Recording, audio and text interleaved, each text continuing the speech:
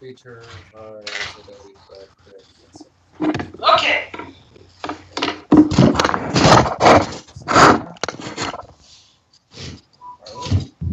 Yes, no, maybe so. Let's reload the page just to make sure. Just try to make sure everything works. Because I'm an idiot today.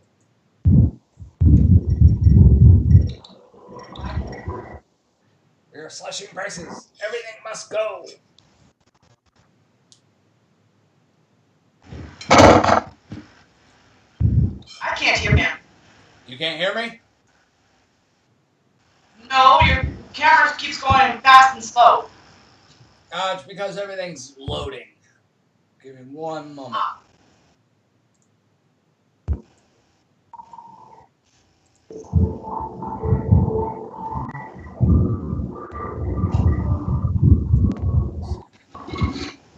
Luna. Donuts. I like donuts.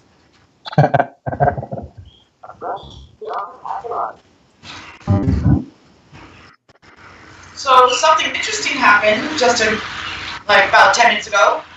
Oh. My son got pushed off the couch by his friend. Kick his little ass. Yeah. Alright, The cool. friend that can't see. Alright, we are live. No? What do his parents have to say about it? I don't know. It's not even a kid. It really isn't. Originally, Bradley saw him as a man with a red shirt and a mask on. And I don't now like to put he sees him chemicals as in a the water kid that turn the with a red freaking shirt with no mask. Do you understand? And he was nice for a little while, and then just today he pushed him off the couch while he was sleeping. Creepy. Alright, well, we're going to go ahead and pop on our intro real quick, and then we'll get into everything. Let's do this! Hit play! Play!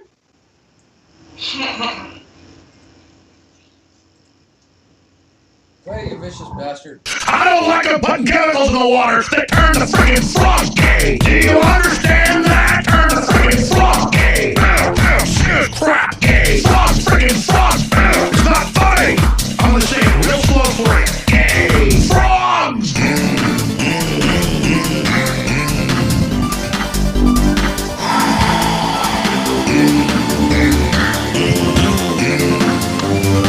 Won't you fight for your life? Gay frog, freaking frog. I don't like the frog. Gay freaking frog. Frogs. Freaking frog crap. Won't you fight the frog? It's not funny. I'm gonna say it real slow for you.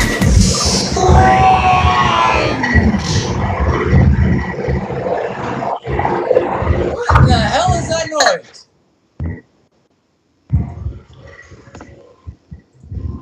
That was weird.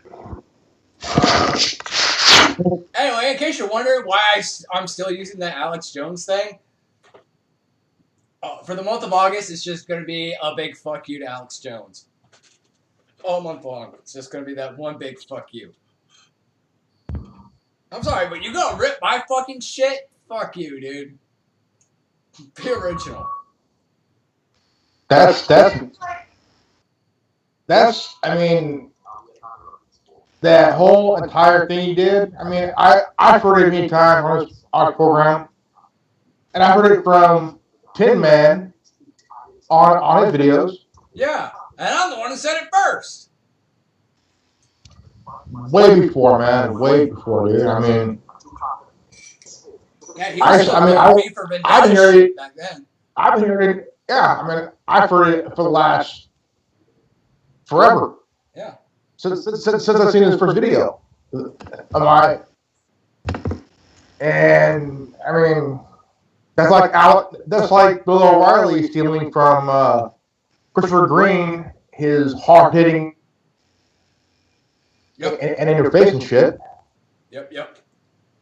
Okay, so Genevieve, my dear, you have our top story tonight. This is your idea. I'm going to give you the platform. Run with it, babe. What is your top story? Hey, in all actuality here, you just came into this whole thing full force. You know, you weren't really an activist. You weren't really into the shit that we were doing. But then once you got involved, oh my God, did you get involved? And I'm just totally impressed with you. And I want to give you the reins right now and let you fucking run with it. What's with the face? Okay. Your face got frozen. You were like, it was kind of funny. Okay. But what do you got? You got a good one for us. It's child abduction. There are I think it says 7 million children that are abducted every day in the United States. No, 7,000, sorry. 7,000 children that are abducted every day in the United States, and no one does anything about it. Is it more often than not it's members of their own family that abduct them? Like, sometimes an aunt or an uncle, or sometimes even the father, if, you know, the mother and father had split up, you know, sometimes that's also a factor in a lot of these cases. Surprisingly, no. As a matter of fact, it's usually random strangers who want to sell the child into pedophilic sex slavery, or they want to just sell them on the black market for parts or for their own sick fantasies. As a matter of fact, it is surprisingly easy to abduct a child, because there was a social experiment that happened that a young man did, fully videotaped and everything, and he got the parents' permission, and he asked the mom or the dad, whichever one it was, if he could try it and take the kid. Well, after getting the permission, he would go up to that parent's child with a puppy, simply a puppy, and go, "Oh, do you like the puppy?" And about, I think it was like 3. Oh, this trick in the book. Yeah, I think I've seen those videos. He was all over YouTube the past couple of years. Yep, 3 out of 4 times, the kids come to him and say, "Oh, that's a cute puppy. What's its name?"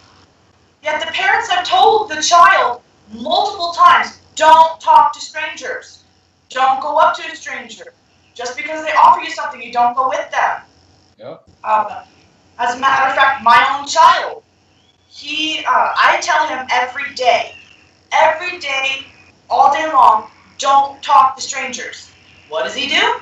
Talks to strangers. I mean, we'll be at the park, and luckily me and my boyfriend will be there, and we'll stop him, or we'll watch every minute of it, or it'll be me, or it'll be just him, and we'll watch him and stop him. But we've told him multiple times, don't talk to strangers, and he still does. I'm very fortunate, however, that I'm very attentive to him, that I don't let him go any further than, "Hi, my name is," and then I stop him like, "No, don't tell him your name." But there's still that fear. The whole puppy thing is like, the oldest trick in the book is, hey, Little kitty, boy or girl, could you I help want my dog? puppy, and you want to help me? I'll give you some candy for it. Yeah. It's a whole trick in the oldest trick in the book known to man, dude. And it works. Yeah. It works. And they still use it to this day.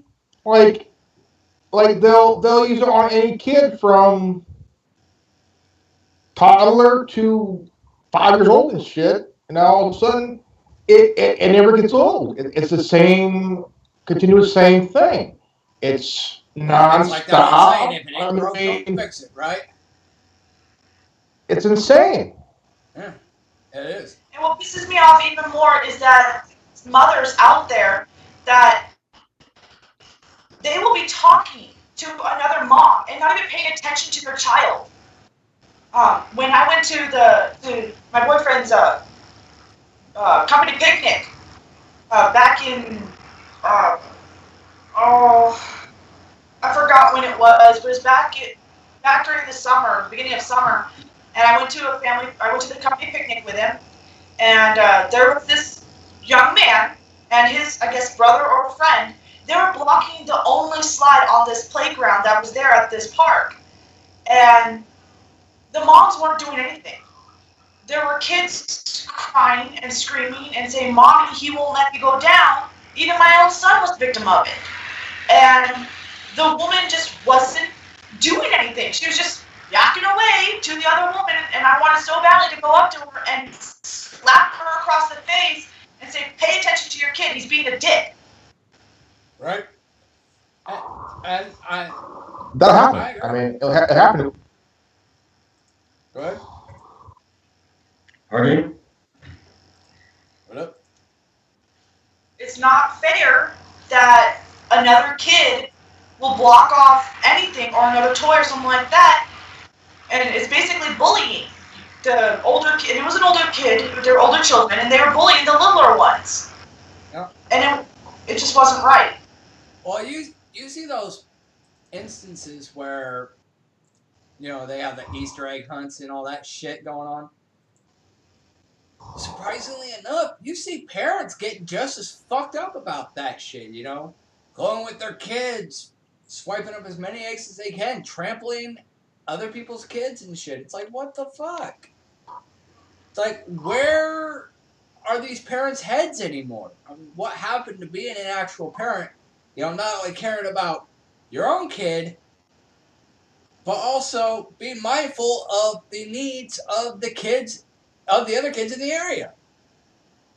Well, it's mainly young parents, like young teenage to beginning to middle 20 parents. These women, they'll get pregnant for just because they hear, "Oh, a kid is a tax write-off," and they're like, "Oh, money for me to spend on myself," and they will purposely keep having kids just to get more and more money. Yeah, or to land a baby daddy for moral and financial support, if not just a fucking child support paycheck. Exactly. And Oh yeah, true. It happened because my son's mom, she got guardianship of two boys. They're about a year apart from each other. They're brothers, and the mom totally struck out on drugs and shit, and totally waste of human life, man. This woman is, and my son's mom, she adores boys. You know, the oldest son, oldest boy, she took in when he was just a newborn, and the mom, the dad, Just totally drug out shit. That's sad. That really is sad. You know, no kid deserves to be brought up in that kind of environment. I mean, I've seen the drug world myself, and you know, some parents, they can be responsible to a point. You know, I personally don't think that, you know, if you're smoking fucking weed, that you're automatically a bad parent. Or even if you do fucking something stronger, like fucking dope or something, okay? If you fucking are one of those few people who can actually control the habit, which is a very rare thing, and it doesn't control your life to where you're stealing for it and all that other shit, and you got it locked away to where your kids can't get access to it. Okay, I don't. even if it's not locked away, as long as it's up high enough to where your child cannot reach it, even with a chair or something like that. Yeah. Well, me personally, I can attest to this, and I know you can attest to this too, Genevieve, is when it comes to kids, never, ever underestimate something. If there is a way to get it, they will get it. Where there's a will, there's a way, and they always find a way because they always have a will to get it. Exactly. They always get it. Adric and Ezra. Oh my God, Ezra's already at the point where he's climbing on everything. You know, he was climbing on his crib earlier today. And Adric, if I don't keep an eye on him, I'll catch him up in the top cabinets in the kitchen. I'm like, what the fuck are you doing on the counter, you little fart? And the stuff all ties into child abductions. Like the parents that don't pay attention or they are high when they take their kid to the park. I mean, if it's just for pain, only smoke enough to get the pain to go away. Don't make yourself inebriated to the point where you don't know which kid is yours. Yeah, and if you don't do that shit in public. Don't do that shit and then go out. You know, fucking save that shit for like the evening time. You know, when your kids are falling asleep. One of the scariest things about having a child is whether they're newborn or 12 years old. Okay, my niece, she just turned 12. Okay, this past June. And she found a way to sign up for a Facebook and an Instagram account at 11 years old. No, that's what opens the door to pedophiles, and that's what gets the kid abducted. And lucky enough, my sister caught it in time, and she had one friend on Facebook. Okay. Yeah. With this, I was as an uncle, I was very curious because that's my goddaughter. Yeah. And the guy was 30 years old. He was a pedophile. That's the only explanation. And lucky enough, my sister put it under her name. Yeah, because she ain't stupid. Yeah. And I mean, kids these days, they will pick up anything, any habit from anybody for what they learn, and they will. And I mean, like my niece signed up for a Facebook page. She did that on her own. Yeah, kids are fucking smart. It's as simple as knowing mathematics and being able to lie, because you have to be at least 15 years old in order to make a Facebook page. And it's simple mathematics. You just add on, you just take how many years it takes to get up to that age, and you subtract it from your birth year. That's all you do. Yeah. And I got my I'm 100 son, but go ahead. Wait a minute, go ahead, buddy. Oh, I was gonna say, some kids, they don't even need that. They could just go and type in, I was born in 1960, whatever. Put that in for the year that you were born. They'll put it in, 1980, 1990, whatever. What? They'll do it. I've seen kids do it. Like Adric, for example. That kid knows his way around a smartphone better than I do, okay? I still don't know my way around this bitch. I don't even have one of those. I haven't had a cell phone since I got arrested. Yeah, and I'm like, and I could give this phone to Adric, and he'd have it unlocked, he'd be on YouTube, he'd do whatever the fuck he wants. It's crazy. My son, I won't let him have my phone for, unless I've unlocked it and gotten onto something, because he knows my phone better than I do, and I just recently got it a couple months ago.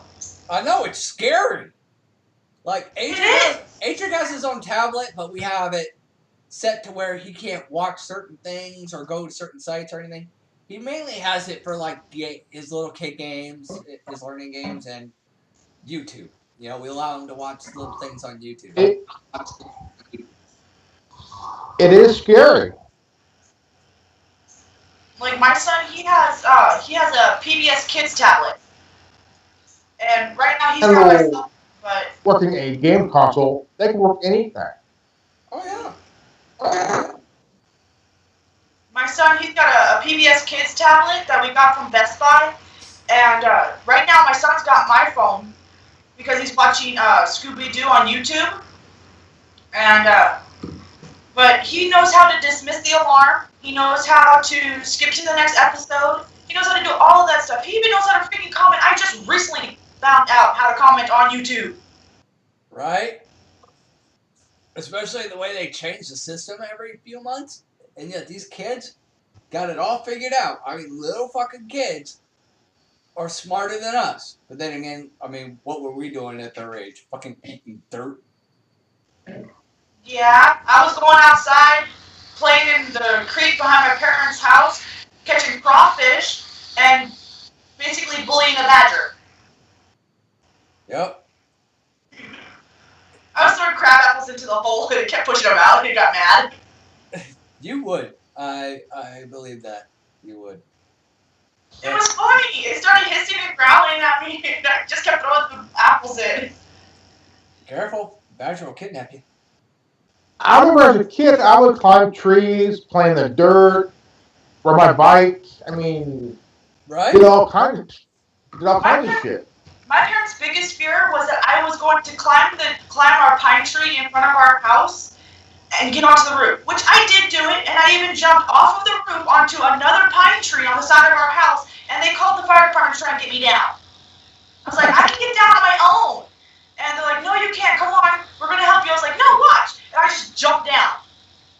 Man, my brother and my mom have saved my life literally so many times. Like, fuck, we were in a van going down this highway, and my brother and I were in there with a bunch of his friends, and I was a kid. I just opened the door, and I was about to jump out just because I was a very impulsive kid, and my brother caught me by, like, the scarf of my jacket and pulled me back in.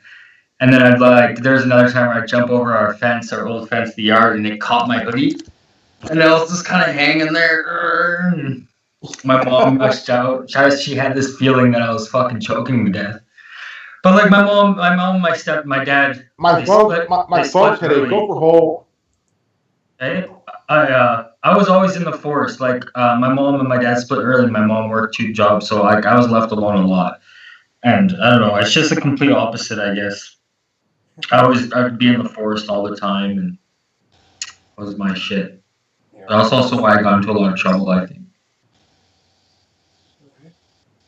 Yeah, I mean, one of my memories is when I was about not even 11 years old yet. We had a gopher hole in the front yard, and my mom had she drove a 70 Plymouth Duster when I was a kid, and I got hooked on watching Dukes of Hazzard on how they get out of the car and shit. Oh shit! I know where this is going. Yeah.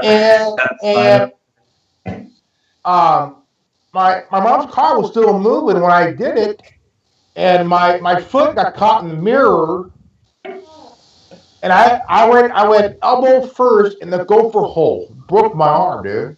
Ouch. But it was. I mean, those were good times. I'm like, holy shit. Those were the good times where you actually got hurt actually doing something. Kids nowadays, they get hurt just sliding down a slide at the park. And they're these, I'm sorry to say this, but they're these pussy-ass little brats who go, oh, I got a burn on my elbow. It's like, bitch, suck it up. Well, then you have the parents that will, like, sue the park or sue the city or whatever, you know what I mean? Like, because they cost too much. Yeah. They cost too much. Let's put all our kids in this bubble so, you know, when they get older, they'll have no taste of anything. Oh, it's not bubble anymore. It's a safe zone. Well, you see it with like religious families all the time too. Like when they raise their kids, and their kids get to this age where they're like start questioning this whole religion thing and all this stuff that they couldn't do while they were younger. They jam it all into one short term, and you know what? A lot of those kids end up dead. Mm-hmm. It does. That's why with my son, what I'll do is if he wants to jump on the couch, I'm gonna let him jump on the couch. He's hit his head on the coffee table multiple times, and I told him, I was like, are you gonna do that again? He goes, yeah, that was fun. Okay. Are we He sure doesn't this even- kid isn't mine? Yes, I'm sure. I'm beginning to Shit, my wonder. sister. Was there like Shit, some my residual sister- sperm there? Shit. I'm 100% positive he's not yours, Tin Man. Shit, my sister when she was little, she would run into walls without looking. I mean, literally bounce off the wall, man. I'm like, she get up crying, does stuff on me. I mean, we were tough back then. We were. If we ran into a door, we're like, ow, that hurt. Okay, I'm good, and we take off. Kids are now like they hit their head on the arm of a couch and like, oh, I'm gonna die. No, you're not. It's stupid. I do it to Adrian all the time. I remember as a kid, I would pull a Chris Farley. Son of a, you know? Yep. And, I mean, those were good times. Exactly. Son of a, you know, I mean, holy crap, dude. Like, what the Yeah, fuck, and man? I'll do it to Adrian all the time. Like, he is so sensitive. And I'm trying my damnedest to toughen him up. And he'll, like, get hurt. Like, a kid will smack him, you know, like, you know, and Brentley will get into it, you know, they'll smack each other, and then he'll turn into a little sissy about it. I'll be like, I tell my are son. you dead? Are you dying? No? Then shut up and go play. When he hit me, I'll go hit him back. Exactly, that's why I tell my son. If he gets hit, I'm like, well, hit him back. Or hit her back. If a girl's gonna hit you, you hit him back. Yeah, now I'm out of this. You just don't raise your hand first to a girl. And that's what Bradley's understood, is that you don't raise your hand first to a girl. If you do, then you're in the wrong. But if she raises her hand to you first, you have every right to hit her back. I believe you have a right to defend yourself in any given situation. You know, and there are some women out there who are tougher than men. Let's not mince words. There are some women out there who are extremely tougher than men. And they will punk. They will get into a relationship with a weaker man, so to speak, so that they can dominate him. And, you know, abuse can go both ways. It's not just, oh, man beats on a fucking woman. No. Ew. No, women beat on men more than a man beats on a woman. It's just it doesn't get brought to light as much as a man beating on a woman. Because most of them play the fucking victim card, even though, I mean, it's rare to even hear about a woman hitting a guy. But often you hear about, I mean, even though, like, really happens, is a guy hitting a chick. Yeah. Because the woman turns around and goes, oh, he was hitting me and I didn't even do anything to deserve it. Yes, you fucking did, bitch. You were hitting him, you were yelling at him, getting in his face, telling him he was wrong when he really was right. So he turned around and decked you. Yeah, you notice, you know, you see a lot of women that will deliberately push a man to his breaking point. Oh, hell yeah. The one thing I will not stand for is fucking head games. Yep. If you want to play a game, go play Monopoly. Not my mind, bitch. Exactly. You play head games with people. And that's another thing that goes into child abduction, too, is that a lot of these people who abduct children, what they'll do is they will play the head game. They'll make them feel like they're wanted, like everything that they do is okay, like everything they do is right, and then they'll get rewarded for it. And then as soon as that person gets the child into the van or car or whatever, it all stops. And the kid gets hit with a horrible reality check, and they end up, the kids nowadays, when that happens to them, they end up turning into exactly what took them. They turn into the monster that took them. Yeah, they're true. There's also known cases of it within the last 38 years. I mean, look at H.R. Potts back in New York, Johnny Gosh from Iowa, and look at Jesse Dugard. She hasn't been seen in 18 years. All of a sudden, 18 years later, she's found. Yeah. And Johnny Gosh, if he was found dead, he'll be 47 years old. He was kidnapped back in 82. 12 years old. He was in Iowa doing a paper route. And called his parents' house, asking why if they weren't delivered. He was kidnapped.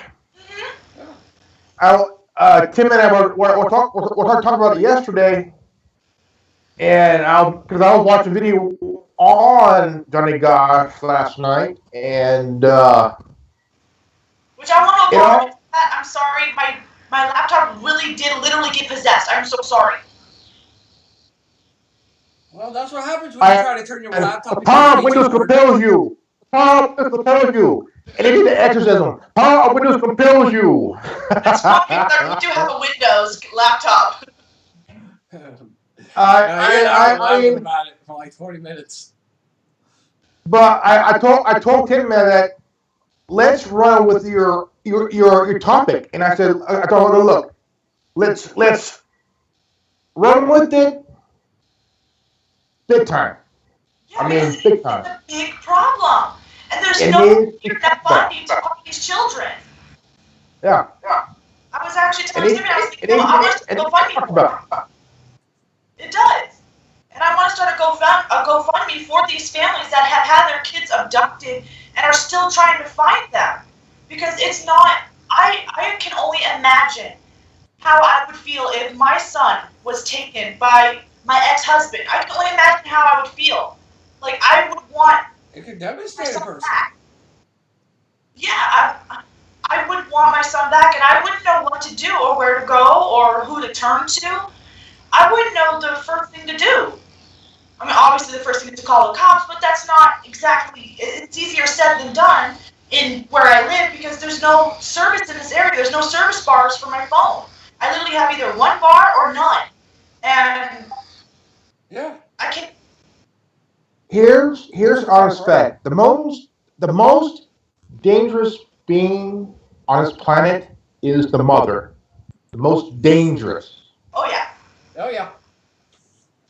And I mean, hey, I tip my hat off to every mom in this world who would do anything for a child. But also, I want to tip my hat off to all the dads, myself. Why is my shit glitching? Would do absolutely anything to root out any pedophile in this world. I'll be right back. I'm like, here, do what you. It's just. I remember when my son was born. I mean, it was funny as shit. How I mean, we all know how babies when they're born, they'll like you go that crying. My son was born with a very pissed off look on his face, like, who the fuck are you? I mean that look of like, who the fuck are you fucking people? Put me back in, bitches. Holy crap, I ain't ready yet. You know? When my son was born, the look on his face was, okay, I'm here, now what? He literally had the look on his face like, okay, now what am I going to do? Yeah, he was looking around. He didn't cry when he was first. I wish I could say I did. My son, he didn't cry when he was first. Yeah, I wish I could say I didn't cry when I was first born, but I came out 2 weeks late. They didn't do slaver. I came out kicking and screaming. I did not want to come into this world, obviously. I think I knew what this world had in store, and I'm like, I don't want no part of this shit.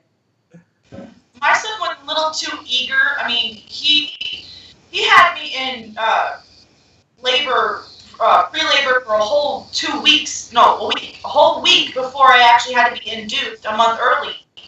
He wanted out, but it was like, no, not time yet. You're not ready yet. And I mean, when he was first born, before he was actually born, his heartbeat dropped. And when I was told that, my heart dropped. And I was like, oh crap, get him out now. I want him alive. And the midwife, she told me, she goes, you need to relax, you need to breathe. And I was crying. I was like, no, I want to know he's okay. He needs to be okay. And she goes, he will be if you relax. You have to breathe. And I told her, like, well, bitch, you try breathing with knowing that your kid's about to die. Right. And my son's mom, she went She went naturally. She did everything natural. No epidural or anything. She went all natural. I can't do that. I was not able to do that. And I asked her for myself, I go, are you sure you want to do this? Because most of men wouldn't want to do this natural shit. They need the epidural and it's horrendous.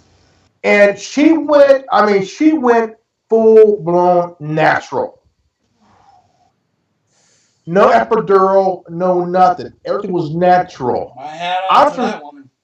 I'm surprised she survived because my son, he was 9 pounds 11 ounces. That's a big baby. Yeah. Ooh. Are you sure she didn't have stitches afterwards? She did. She had stitches. When I was born, I was 93 when I was born. Your wife probably looked at you and went, "You are never getting." My son beat me by 8 ounces, dude. She was probably like, "You are never getting." But I'll tell you guys this right now. Honestly, for the men out there that are watching this, honestly, when a woman says, "Oh, I've lived through childbirth," you know what you guys can say in return? And what you guys can say in return is, "Yeah, well, I've lived through a kick through the balls," which childbirth is the equivalent pain as a man getting kicked in the balls to the point where he's doubled over and throwing up. It is the equivalent. I have never heard that before. I'm gonna have to look into that. I've been there before. It hurts. It does. Oh, no doubt. Getting kicked in the balls fucking hurts. I've been hitting the balls with a fucking baseball. That shit fucking hurts. I'm not sure if it's the equivalent of childbirth or not. It is. There's been a study on it, and it is the equivalent to it's the equivalent, the pain equivalency of being kicked in the balls. Maybe it's actually been registered on a scale. I don't know. I'm sure there are literally hundreds of thousands, if not millions, of women who are going to disagree with you on this one. But leave it in the comments section. I can't wait to see how this one goes. The one thing I would say to women, and that is right now, that is. Here is, I've been there. What's worse to get to the nuts? Getting kneed by a fat chick.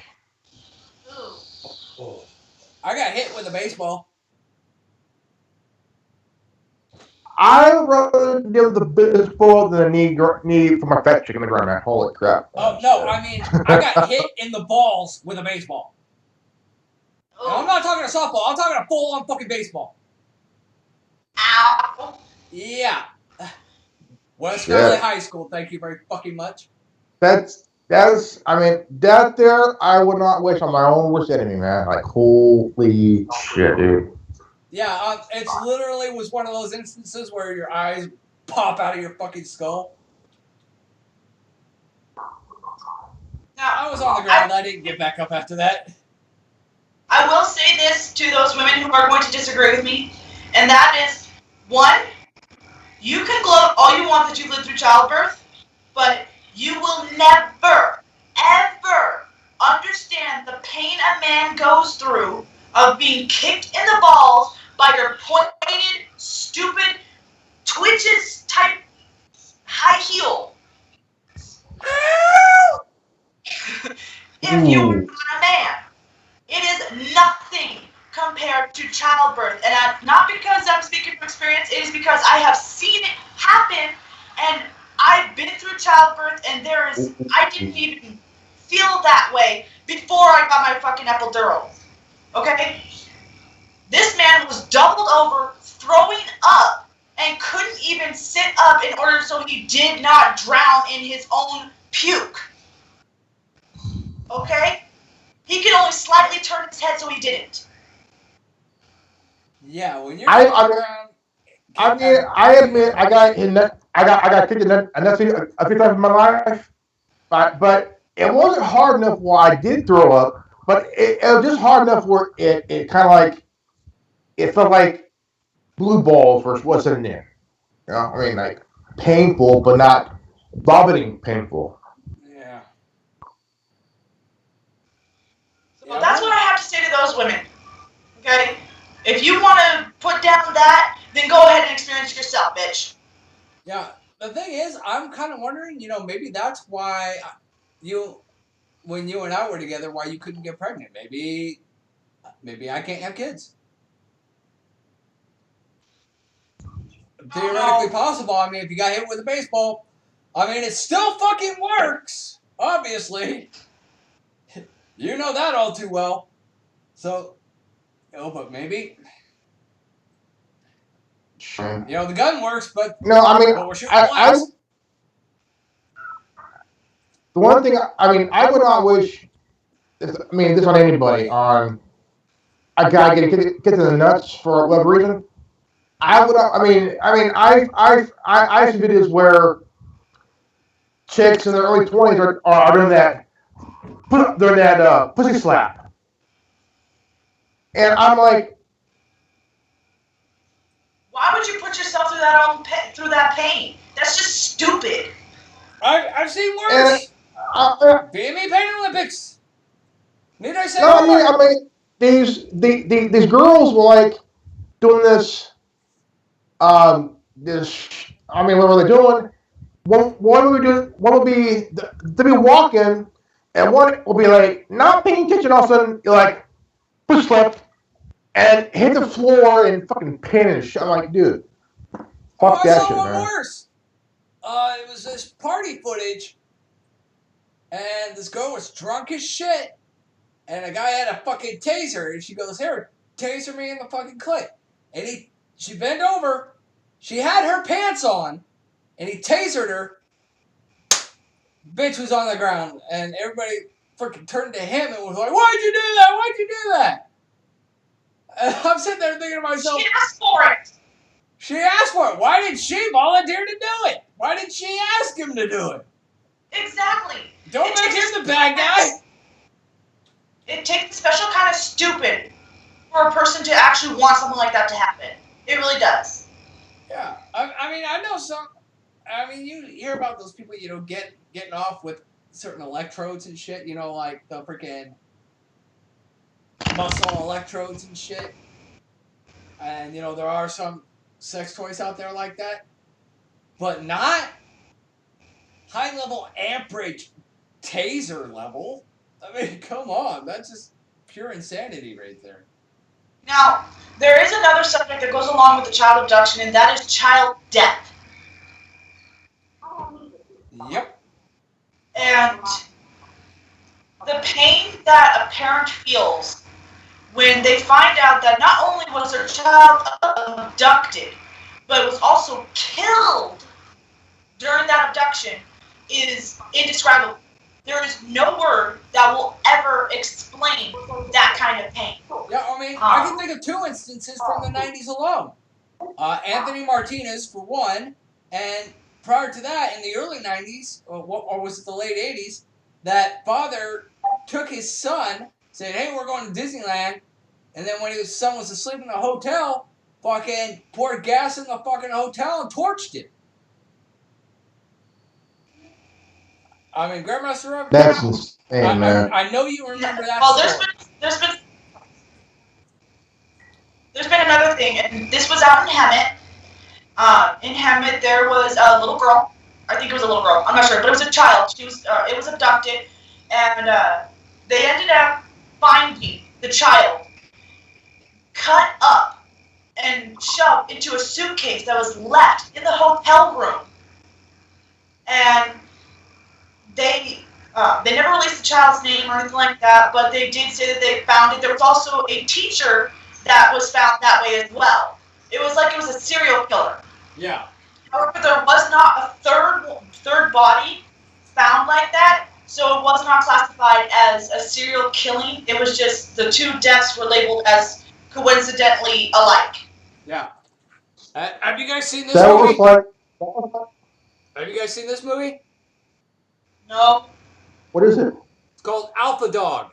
You guys need to see it. Genevieve, it's literally... Oh, wait. Alpha Dog? Oh, yeah. I've seen it. Yeah. That happened literally in the hills, the other side of where Genevieve and I used to live. What? Fucking Yeah, hell, dude. Cabazon? They found the boy in the center here. They found his body buried in the hills in Cabazon. What happened was... Oh, yeah. I remember He was that. shot. Yeah, what happened was the boy's older brother was involved in drugs, and there was a bad drug deal and all kinds of shit that went down. So to get even with him, the dealer and his buddies got with the kid's 15-year-old little brother and did a fake kidnapping. Well, things went awry, and the drug dealer decided just to have the kid killed. So on the eve that they were going to let him go, they decided, oh, we're going to kill him. So they took him out to Cabazon, up in the hills in Cabazon, and killed him. Buried his body up there.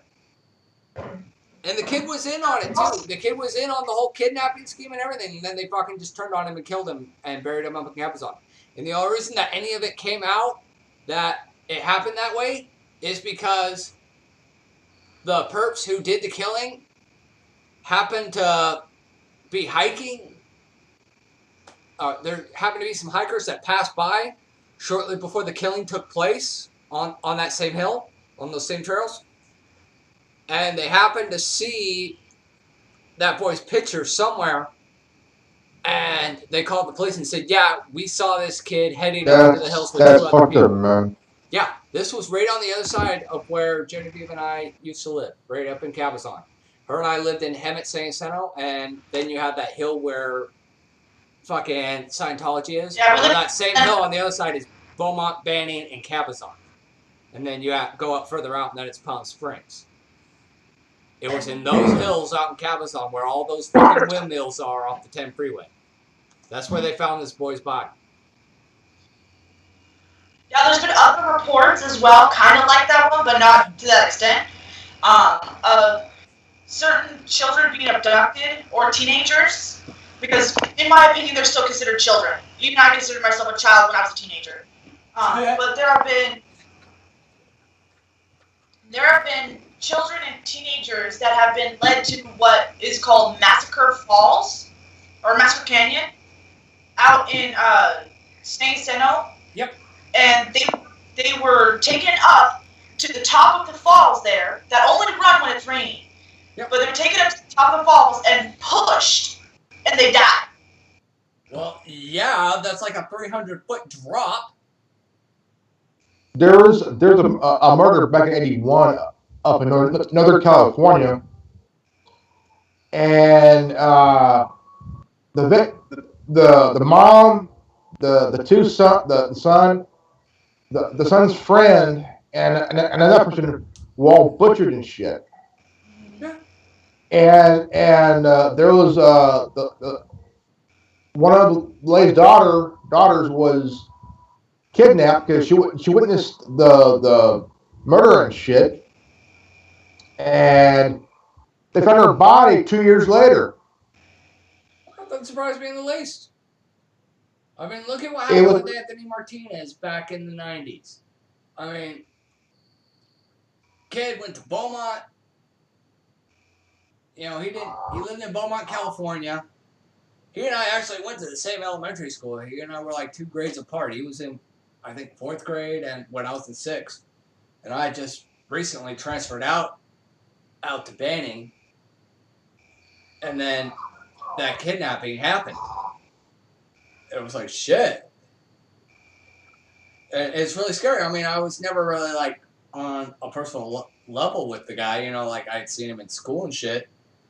But never really, like, hung out with him or anything. But it's really scary when somebody you know, or at least know of, fucking gets kidnapped and disappears and then turns up dead. I mean, makes you think, hey, that could have been me. Yeah. There's been a couple of times where I was invited over to a friend's house, and I mean, nothing severely, like to that severity happened, but there was a couple times where I was invited over to a friend's house when I was younger, and I had this just sinking feeling to not go. And I always came up with some sort of excuse saying, no, I can't go because I haven't finished my homework or I have a book report due or something like that. And each time that I did that, those friends, something ended up happening. One of the times, their house caught on fire. And then there was another time where they lived over in Winchester, and Tin Man, you know that Winchester is very heavily wooded. I was invited over to my friend Isaiah's, and I said, no, I don't want to go, I don't have a good feeling about it.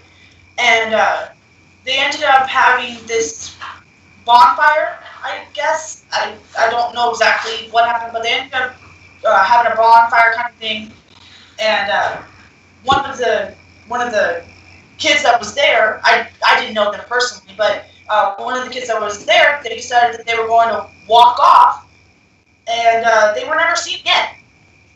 Yeah. It'll happen, especially out in Hemet, California. And that's what scares me so bad, because, I got people that live out there. My sister recently moved out of that area, but, Spicy lives in that area. My friend Laura. I've got a few other friends who still live out in that area. And a lot of them, sometimes walk, especially if they're going somewhere local, like if they're going to go jog in the park or just walk down the street to Walmart, which, pretty much everything's just a hop, skip, and a jump. Unlike Tennessee, where everything's spread out, in California, especially in Hemet, San Diego, everything is really compact. So everything's within walking distance of everything. And it's really scary to think that that you could be walking down the street or just jogging in the park, and you get hit with a drive-by, or somebody fucking just comes along and just tries to snatch you up when nobody else is looking. I mean, it's some scary fucking shit. And we've had reports of women in Hemet who are being tailed home in the evening in their cars. And when they go to get out of their driveway, people run up on them and fucking grab them and shit. I mean, this was in Hemet. Or they get run off the road and ripped out of their cars. I mean, this was just a few years ago up on Johnston Street. That's some scary fucking shit. That's why I had to get myself and my son out of there. I was like, I'm not staying out here. It was horrible. Yeah. I mean, even in the southwest side where you live, it was still rough neighborhood. I mean, that's where the prep gang war fucking first broke out back in 2002. And, you weren't there when West Valley High School used to be this open school. There wasn't all those gates and bars and everything that they have now. When you went there, it was an open school, but after that fucking war, fucking locked down like a fucking prison. When I went to West Valley, it was already all gated in. They added more gates, by the way. I don't doubt it. I was out that way a year ago before I moved out here to Tennessee. I saw it. It's really bad. All right, listen, guys. I'm gonna take off. I just got a lot of stuff going on here. Hey, that's no problem. Thank you for popping in, man. And if you have any thoughts or anything, I didn't do shit. Go ahead and add it. Just be careful, okay? Yeah. You guys have a great night. You too, man. You too. Bro. But, oh shoot, I forgot what I was going to say. We're discussing the political ramifications of Swiss cheese. Shit. Huh? We were discussing the political ramifications of Swiss cheese. We were not. Of course we were. Remember, we had deduced that the Swiss were to blame. We were talking about West Valley High School becoming a gated prison type system after the Prep Gang War, because of all the violence that ensued as a result. Oh, that's why Steven. That's why we put a fence around my parents' front yard. Was because there, as a matter of fact, there was a couple of registered pedophiles that moved in down the street from them. Yeah. And Where Spicy presently lives, there's a registered sex offender that lives on her street. She showed me his house back when her and I were hanging out back in the day. I don't know if he's still there, but last I knew, that was the case. I mean, it's scary. That's where they let out all these motherfuckers. In the Hemet Center Valley. And then you have the occultic shit that happens out past the orange groves over at the Hangman's Tree. I'm sure you've heard about that shit. Oh, you know that old abandoned warehouse-looking thing behind the U-Haul renting area? Yeah, the one by the library, right? Yep. It caught fire. No shit, it finally caught fire. Who burnt it? It caught fire with no explanation. There was no sign of arson. There was no electricity going to it. It just, poof, started on fire. Mysterious, huh? It wouldn't surprise me. There was a lot of wood and timber and debris throughout that building, and a lot of decay to it. And with it getting as hot as it does out there, it wouldn't surprise me if one of the metal freaking sheets for the roof or something heated up to the point where it caught some of the wood and burnt it, the old-fashioned way of starting a fire. But see, the problem is the flames weren't orange. They were pink and white. Well, I know you've always had, this supernatural connection to it. Because it used to be that old peanut factory. No, not that one. Not that one. The one that, there's the library here and that building right here. The peanut factory was on the other side over here. Oh, what? Yeah, I know which one you're talking about. The warehouse right here that had two kind of. Yeah, it was all decayed. It was right behind. It was right across from the police station. Right next to the train tracks. Right next to them. Yeah, I used to take those train tracks from North San Jacinto at my sister's house to go see my grandma. Because it would let me off right at Lion, and it'd be a straight shot down Lion to go see my grandma. But it caught fire, and then before me and my son left, the old peanut factory, they turned it into a insulation factory kind of place, and they tore down the woman's tree. Huh. They tore it down.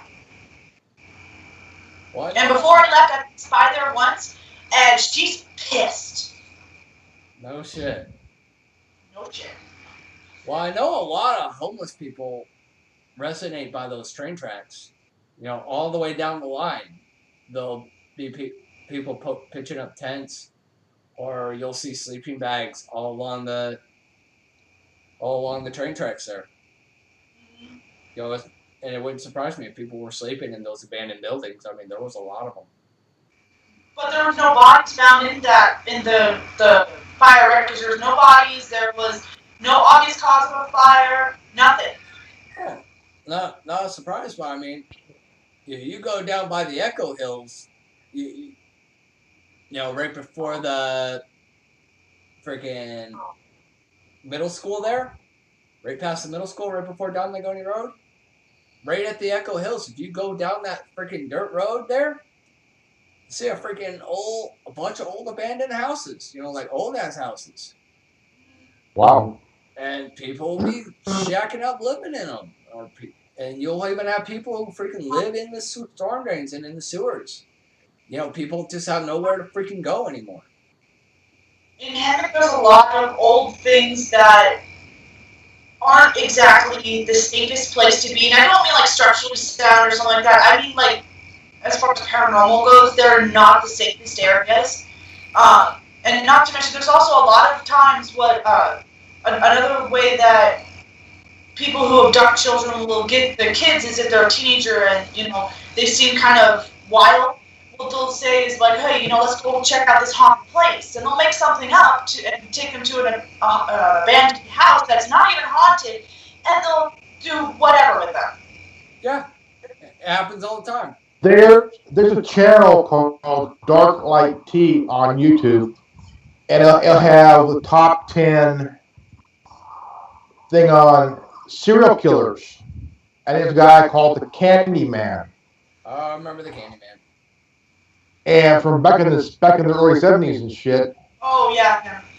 he would kidnap and murder young boys.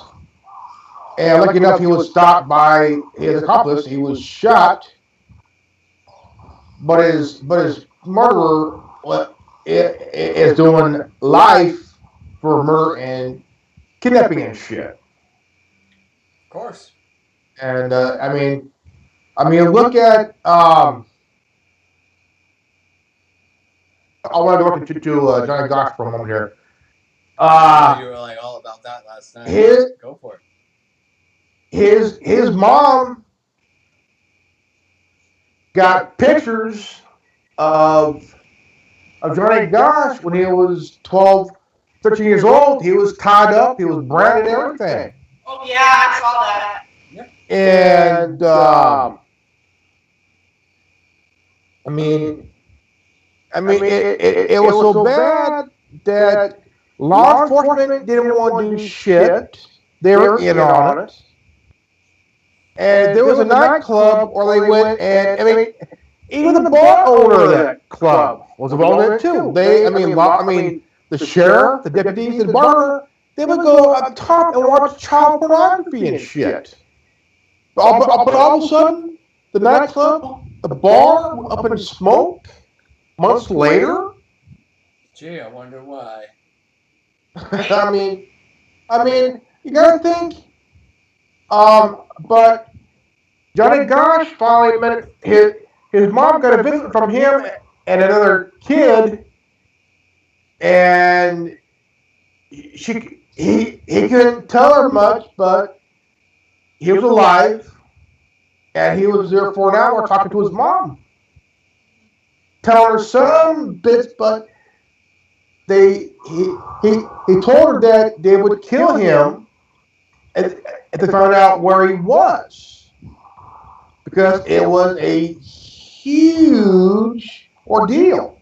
Yeah, it was a huge freaking ring. And it goes all the way up to Washington, D.C. during the Reagan era. Yep. There was a lot of sex parties in the White House. Powerful politicians, business owners, people from Hollywood. Well, I mean, you hear about that shit all the time. You know, the pedophilia ring in Hollywood. You know, child stars being physically abused. And it's... Well, he was interviewed on ABC, and he blew wide open. I mean, he blew wide open on the biggest problem in Hollywood is, it always is, and will be pedophilia. Yeah. And it goes all the way up to Washington and even other countries as well. All these people are into it. You know, the Anonymous has been going after pedophiles for years, and then you had Pizzagate and everything that happened there. Freaking, and you got Project Monarch. Yeah. MK Ultra and shit. Yeah, I mean, and I gotta say this, Genevieve, hey, thank you for bringing up this topic. Thank you, darling. I just realized that it was a really big problem because even my own son, he still talks to strangers even though I tell him not to. I told Tin Man, we're gonna run with it. I mean, we were talking about it last night. Yeah. And there's a lot to discuss. I mean, and let's run and let's run with her idea. But let's run with it. Yeah. Because it's a fucking scary thing, and it can be talked about in a very big way. It does. And another reason why I came up with this idea was because of the fact that my son's going to be going to preschool, and I remember kidnapping stories about, this is in England and stuff, in London and stuff like that, but it happens out here in the United States too, where kids, one of the two schools that my son's going to be going to, possibly I gotta talk to them tomorrow. is either Chap Elementary or Wake Robin Elementary. And go outside, darling. And I've heard stories of children that'll get kidnapped when they're either on their way to school, and they're only like 2 blocks away from school. They'll get kidnapped on their way to school or on their way home from school. Yep. And I'm terrified because even I'm gonna be walking with him to school and back, but as he gets older, he's gonna want to walk on his own, and it terrifies the living daylights out of me that he might get kidnapped because he's a very cute little boy, a very, very cute little boy, and he's so sweet and trusting that he's an easy target. Like, shoot, honestly, I'm not going to say what it is, but he could be shown a specific thing, and he'll just walk. I mean, I've actually seen it myself. And he just walks. He didn't even pay attention that it was me. He just walked because he was following it. He was following what he was watching. It is scary. No matter what it is, life as a parent and through it is a scary job. It is a frightening job, but Uh-oh.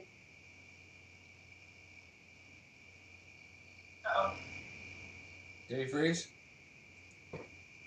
Yeah, he froze a little bit ago. the people are fucked. And he's gone. Yep. But it's still you got a parent out there. And he's back. Yeah, your shit's glitchy as fuck. What? Have kids? I can't? Yeah, you're. What the fuck? You got you got parents who are drug addicts who are more into their drugs than their own kids. Exactly. And that's the most terrifying thing, is that I don't want my son to end up becoming friends with one of those kids where the parents don't pay attention at all, and then him go over and have a sleepover at his friend's house, and me trusting that that kid's parents are gonna be paying attention and making sure that they're okay, and then all of a sudden it ends up being a group kidnapping of him and his friend, and I don't know where the hell he is. Yep. I tell my son his whole life, watch for your surroundings. Always be aware. Keep your eyes and ears open. Yep. Because in this world we got assholes and dumb fucks, and there's a lot of them. There are. Adults and teenagers who are dumb fucks and shit. Yeah. And it's just insane thing is you got some. Another story about the woman whose daughter was kidnapped 18 years ago. Nearly 20 years ago. and the girl herself felt like something was not right. Something was like out of fucking place here. Yeah. And she learned who she was, and the woman who took her away was a nurse. Kept for 18 years, almost 18 years and shit. The girl met her family, her real family, and the lady is looking at 20 years. Yeah. This is in the hospital. Now, school, holy shit. Yeah, you got schools, adults churches. Kids. It's not just adults that kidnap kids, it's also teenagers. Teenagers will kidnap kids as well. Because of what adults. Yeah. You hear a few instances where little kids are used by teenagers as freaking human sacrifices when they're into the occultic bullshit. Or, even some pedophilia shit. Yeah. The whole Son of Sam thing, dude. Yeah. The whole Son of Sam shit. Yeah, exactly. And was a case. There was a case. I don't remember which state it was in, but there was a case in the 80s that there were these two, not even teenage boys, that lured a young child, about I think he was like 3 years old, away from his mom at the mall, and they took him to the train tracks and they did so many obscene things to this little boy just because they didn't like him. And this little boy's 3 years old. How can you not like a 3-year-old? It's a sick world. And the boy, the eldest of the two, killed the little boy. World, and we are living in it. We are living in it, and yeah, I hate it. But we gotta live in it. But we gotta live in it to actually, just grin and bear it. Yeah. Like honestly, when I found out that I was pregnant with my son, I actually contemplated. I'm sorry about this, but I actually contemplated abortion because of how bad this world is. I did not want to have subjected to all this evil in this world now. I didn't want him to. I don't even like living in this world now. But I have to grin and bear it because, well, I'm already here. And I didn't want to end an innocent life just because of how bad everything is. Because at that point in time, I was like, okay, you know what? I can be positive out of a negative. I can raise him to be right. And now it's getting so bad that it's like, you know what? Maybe I should have. My son was starting his first year of high school, and his mom called me one morning and says that she had to transfer. She had to take my son out of school because there's a bomb threat. I'm like, what talking about? So, out of the paper, bomb threat at Bullard High School. I was fucking livid. I was like, man, this is some fucked up shit. And my son, it was my son's freshman year. And I went with him to his orientation, had fun having fun taking to his orientation. It was just fun just going to it to know what his life would be like in high school. But I remember my mom went with me when I was when I was a freshman, and throughout. Hey, it was a fun time. I remember, honestly, the biggest thing that I had a problem, the biggest thing that we ever had West Valley closed for wasn't a bomb threat, but it was because there was a wild bobcat loose on the grounds. I remember that. That was the biggest thing that my high school ever closed down for. We were all locked in our classrooms and everything, and I was like, well, what's going on? What's going on? And my teacher, she turns to me, she goes, oh, there's just a bobcat loose on the property. I was like, oh, can I go back? Insane. It was. And she told me, she goes, no, you cannot go to the bathroom because we don't know where it's at.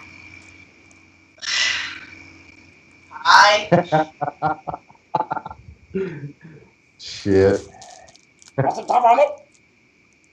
No, thank you, Mr. Giggles. Okay, work with me. I remember seeing that movie, Mr. Giggles. No. Dr. Giggles.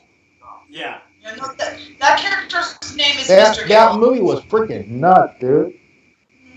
No, it was a movie. Mr. Giggles actually has a very interesting backstory. That he does. And I don't know if I should tell Mr. Giggles' backstory. I'm pretty sure I probably need to get his permission. Yeah, I'm not sure he'd even want that story told. I'm still not sure if it's. There's a movie called Dr. Giggles, and it's a horror movie, and I've seen it twice, and I have more of like a what? It wasn't scary. It was more like, what the fuck is this guy? Whoever came up with the movie. But It's twisted shit.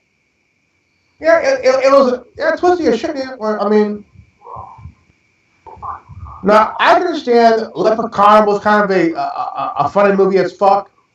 I mean, man, I laughed more times than yeah, like what the fuck, dude? Yeah. I'm honestly, I'm still to this day. Um, Only because I ended up having a bad experience. Get that mofo out of the camera now. I had a very horrifying experience, and that was that one of the guys that I dated. He liked to go to sleep with the movie It playing. Yeah. Now, at that point in time, I hadn't gotten my gift, I guess I could say. Get him out of here now! Peekaboo! Sorry, you said it. I had to do it. I'm gonna kill him. The only time I can get some sleep if I go to the Your Mama channel on YouTube and hear every single Your Mama jokes on YouTube. Shit. And I go to bed laughing and wake up laughing. Well, honestly, the best way for me to fall asleep is when there's a thunderstorm, or if there is no thunderstorm, I have to listen to like rain falling on the meditation kind of channel on YouTube. I have to have that going, or You should just come out here and rain all the fucking time. the guy that I dated, when he did that, he also he did the voice very, very well.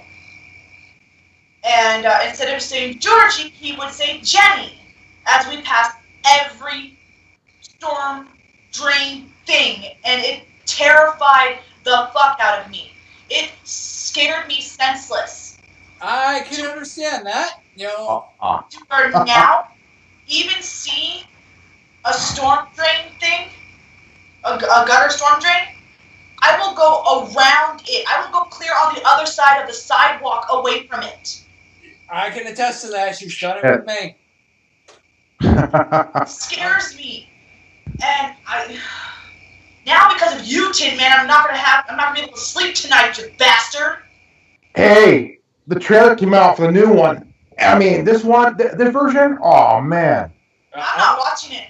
I think Tim Curry is in. I mean, I think Tim Curry is in Run for the Money and playing It.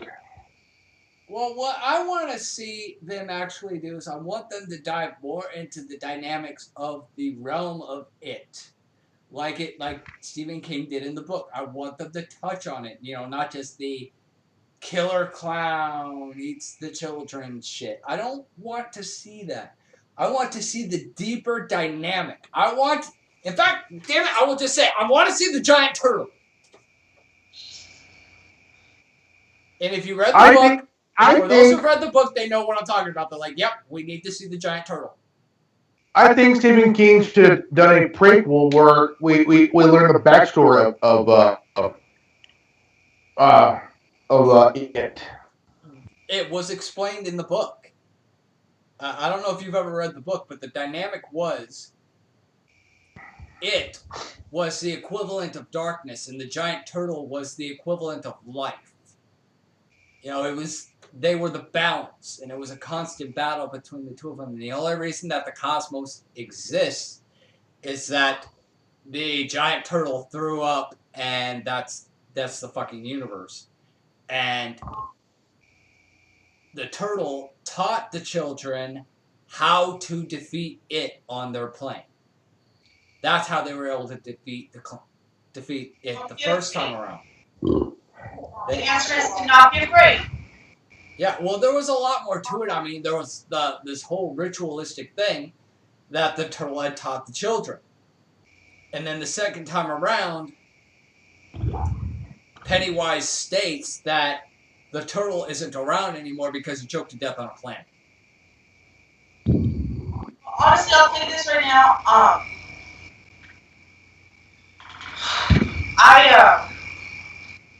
I'm not gonna be watching that movie. I mean, I did check the book out at the library, but what is that, Bradley? Oh, thank you, sweetie. Yeah, so you know about the giant turtle then? No, I got about half a chapter in and had it down. Oh man, you missed out. That's a deep fucking book. And Tim, and you know, I've never put a book down. No, you're like me. You love books. But with that book, I had to put it down. I had to take it back. I couldn't finish reading it. It's a very intense book. I will not lie. You know, everybody says, "Oh, the movie is an intense movie." I'm like, yeah, it's 100 times more. Yeah, and it is not because of the storyline. It's because of how much description Stephen King puts into it. Yeah. He puts about as much description into his books about the horror scenes and what things look like as much as I put into my sex scene descriptions. And that's really saying something. Yeah. And it's really I was more into The Shining than anything else. That was a good book. Yeah, a really good book. I read the book. I've also seen the film. Yeah. But the book and the film were totally opposite of each other. Oh yeah, I mean, and the only reason that The Shining was a success was because, of course, Jack Nicholson. Okay, well, that movie would not have made the box office. Look at Stanley Kubrick. Yeah. He did the film, but not according to what was originally written. Yeah. I don't think Stephen King was too happy about that, was he? No, he was not. No, it wasn't. Stanley Kubrick did a big FU in the last scene because Stephen King wanted to put a green, either a green or red beetle as the starring of the movie. So Stanley Kubrick put in a beetle, not a red. And at the end, you see the red beetle being crushed. Yeah. That was a big F to Stephen King. Yeah, and there was never really any valid reason for any of that whole nonsense. And, there's a lot of good stories that are written that could be turned into great films. But they have to be done right. Hell yeah. I like Kubrick's version better. Because and I don't want to see another not just that, but it also what he's saying is in the movie is that he directed the moon landing. Here's a question for you. Okay. Here's a question for you guys. All right. The whole concept with it is the abduction and murder of children. Do you think that whether it's copycats or just in general, that we are going to see an escalation in child abductions in and around the time of the release of the new movie It? Definitely. 100% yes, we will. I think there. I mean, even from the original, I think there was copycats that following the original and shit. Yeah. Well, I mean, there will be because that's why a lot more sick people in this world than there was back then, and there's going to be a lot more. There's a whole hell of a lot more now than there was then. So yes, there's going to be a lot of children that are going to be abducted and murdered because of. Oh yeah, I remember when Colors came out. Oh, I remember Colors. Back in '89, and I was about 14 then. And I mean, look at Colors. Older than me? Yeah. I mean, look at Colors. Look at New York City. Look at what's it else? I'm trying to think. Boys in the Hood. right when the movies hit theaters, all of a sudden, shootings at the theaters. For what fucking reason do you want to shoot somebody over a fucking movie? Yeah. Thankfully, we I didn't know. see that one Straight Outta Compton. I also know that there was another movie that affected society that way was The Lost Boys. Oh yeah. Oh, fuck yeah. The Lost Boys came out, there was a lot more people who turned either emo or goth and talked to themselves as vampires. Oh, hell yeah. And it was the same thing with Interview with the Vampire. Same thing happened. Okay. Our society. Check it out. What you got? I'm back. Should we continue or should we leave? Should we wait? Carry on.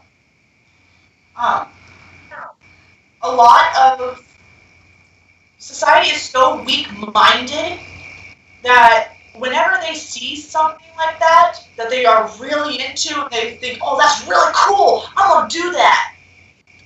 Or they think, oh, I can get away with that. There's an increase in it. And that's the exact thing is, a lot of these people, they only think about whether or not they could. They don't stop to think of whether or not they should. Good. Exactly. And, in what retrospect, you see it a lot with the, quote, liberal masses, and it's being propagated by the media, is these whole ideas of pedophilia acceptance, gender identity issues, even just identity issues in and of itself. You have people who, like you said, identify as vampires, but some people are even identifying as animals, like cats and shit like that. I mean, it was really getting weird with the fucking furries and shit. Not that I'm knocking furries or anything, because as well as anybody, that I'm into some kinky fucking shit.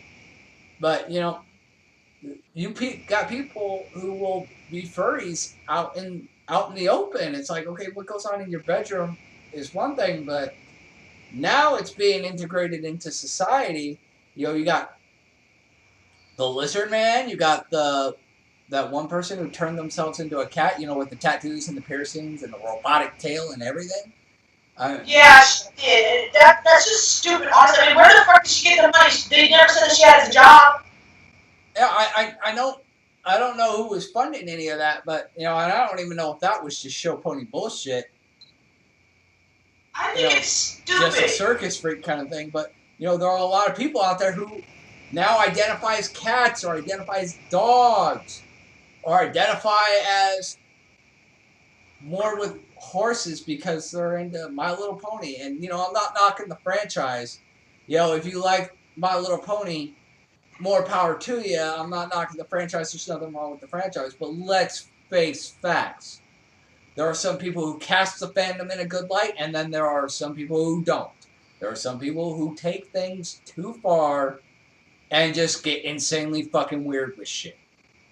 Exactly. And these are those kinds of people that they start out with exactly what we were talking about before, and that is child abduction. They start out with that, and then they progress to something else, or they bunny trail to something else. Yeah. And it just gets worse and worse.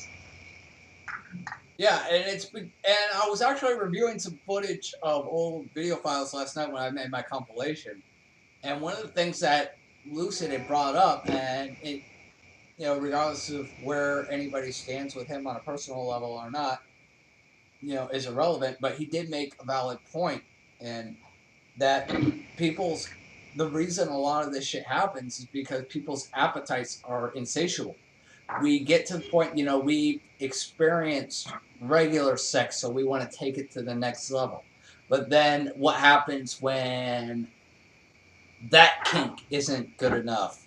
Then you got to take it to the next step. Well, it's kind of like a drug. It's just that gradual progression until things get worse and worse and worse.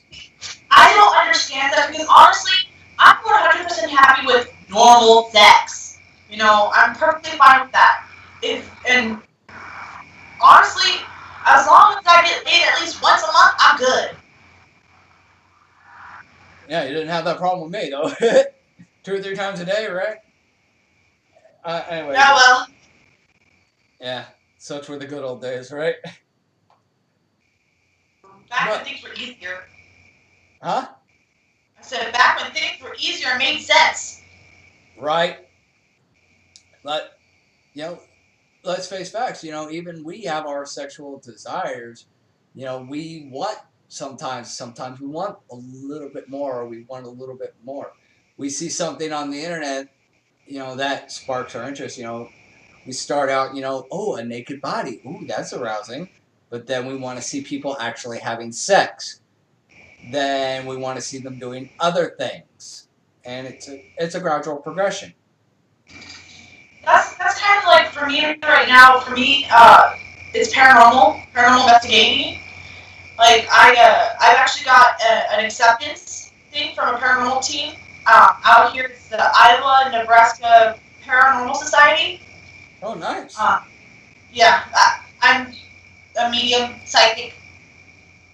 It's about time you were able to get into something like that. I didn't know you've been wanting that for years. Even when we first started dating, you were talking about wanting to do that, and I'm like, go for it. And you saw me out. You heard about it. You saw me. I kept, trying to get into it, and they always told me, oh, no, you're too young, or you're too inexperienced. It's like, how the hell am I inexperienced? I've been dealing with this all my damn life. Well, unfortunately, youth is a curse in that regard, and they won't take a lot of young people seriously because they are, in a lot of regards, inexperienced because, sometimes, people's talents, they develop at different times in their lives.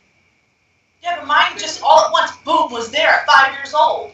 Yeah. I didn't know what to do with it then, but... Well, I've got a friend out in California, I'm not going to say their name, but they're dealing with a lot of issues where they're dealing with empathic abilities, where they're actually able to not only read other people's thoughts, but also telepathically communicate with various people.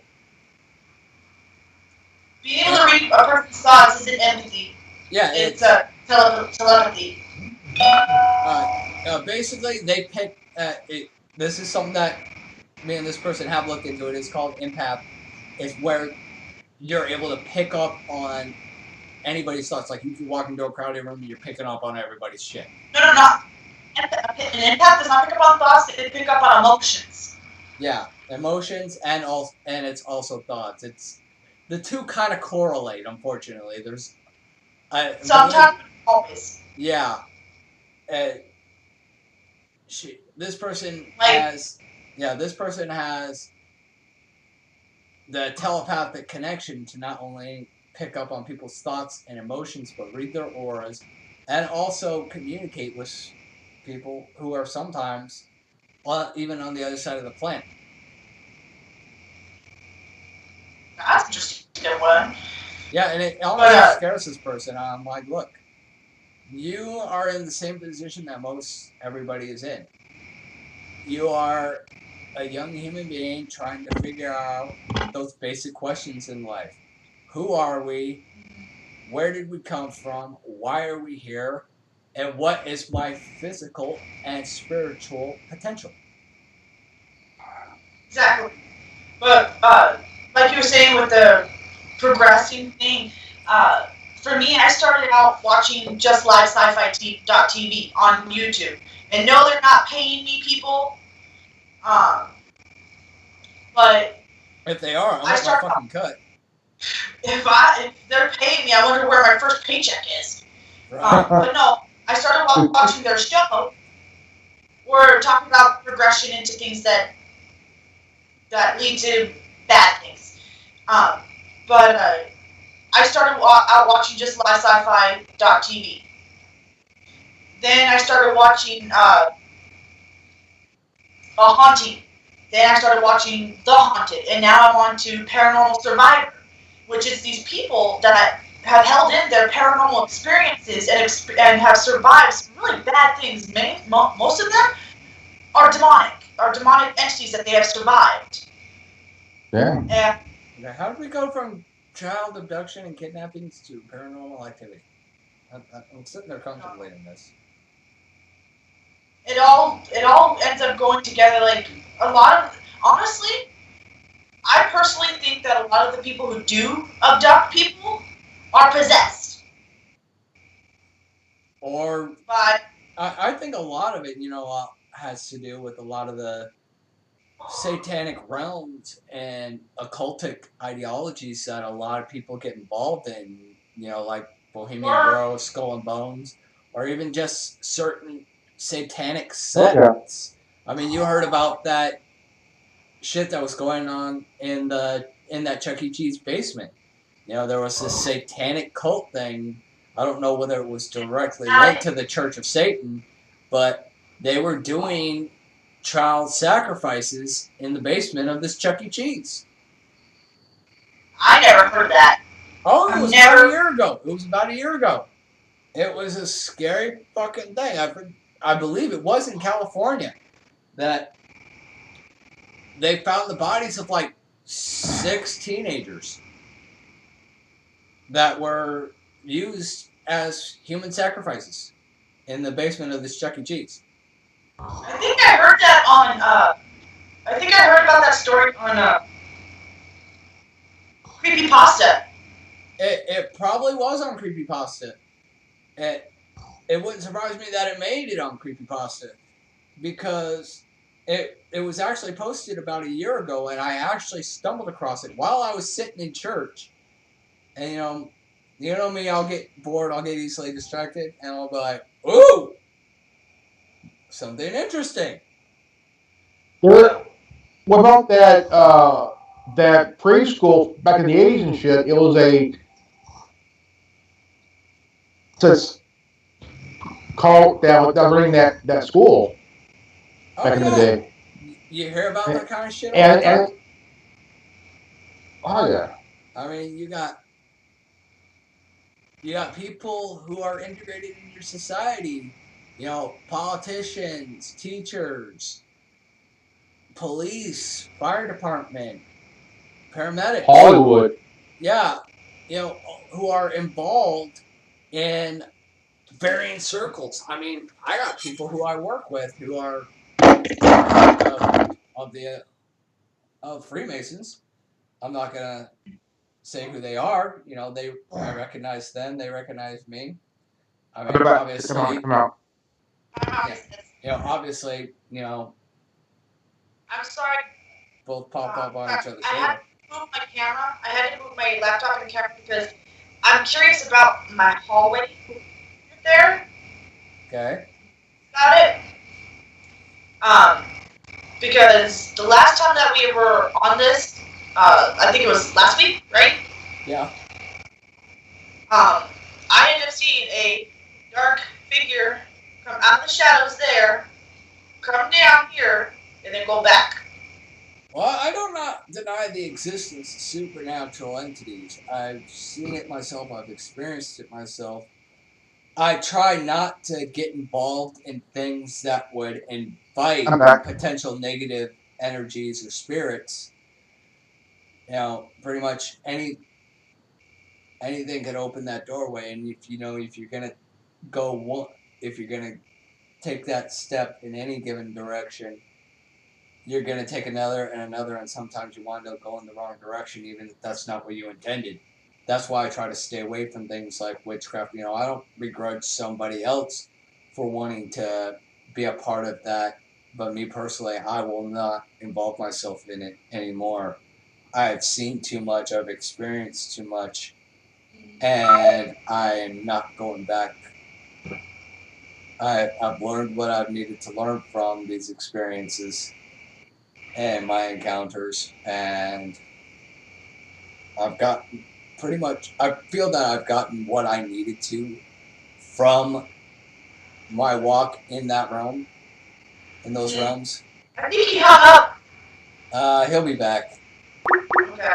And there you go. You there? Oh shit. What happened? You went bye-bye. Hold on. Let me re-add you.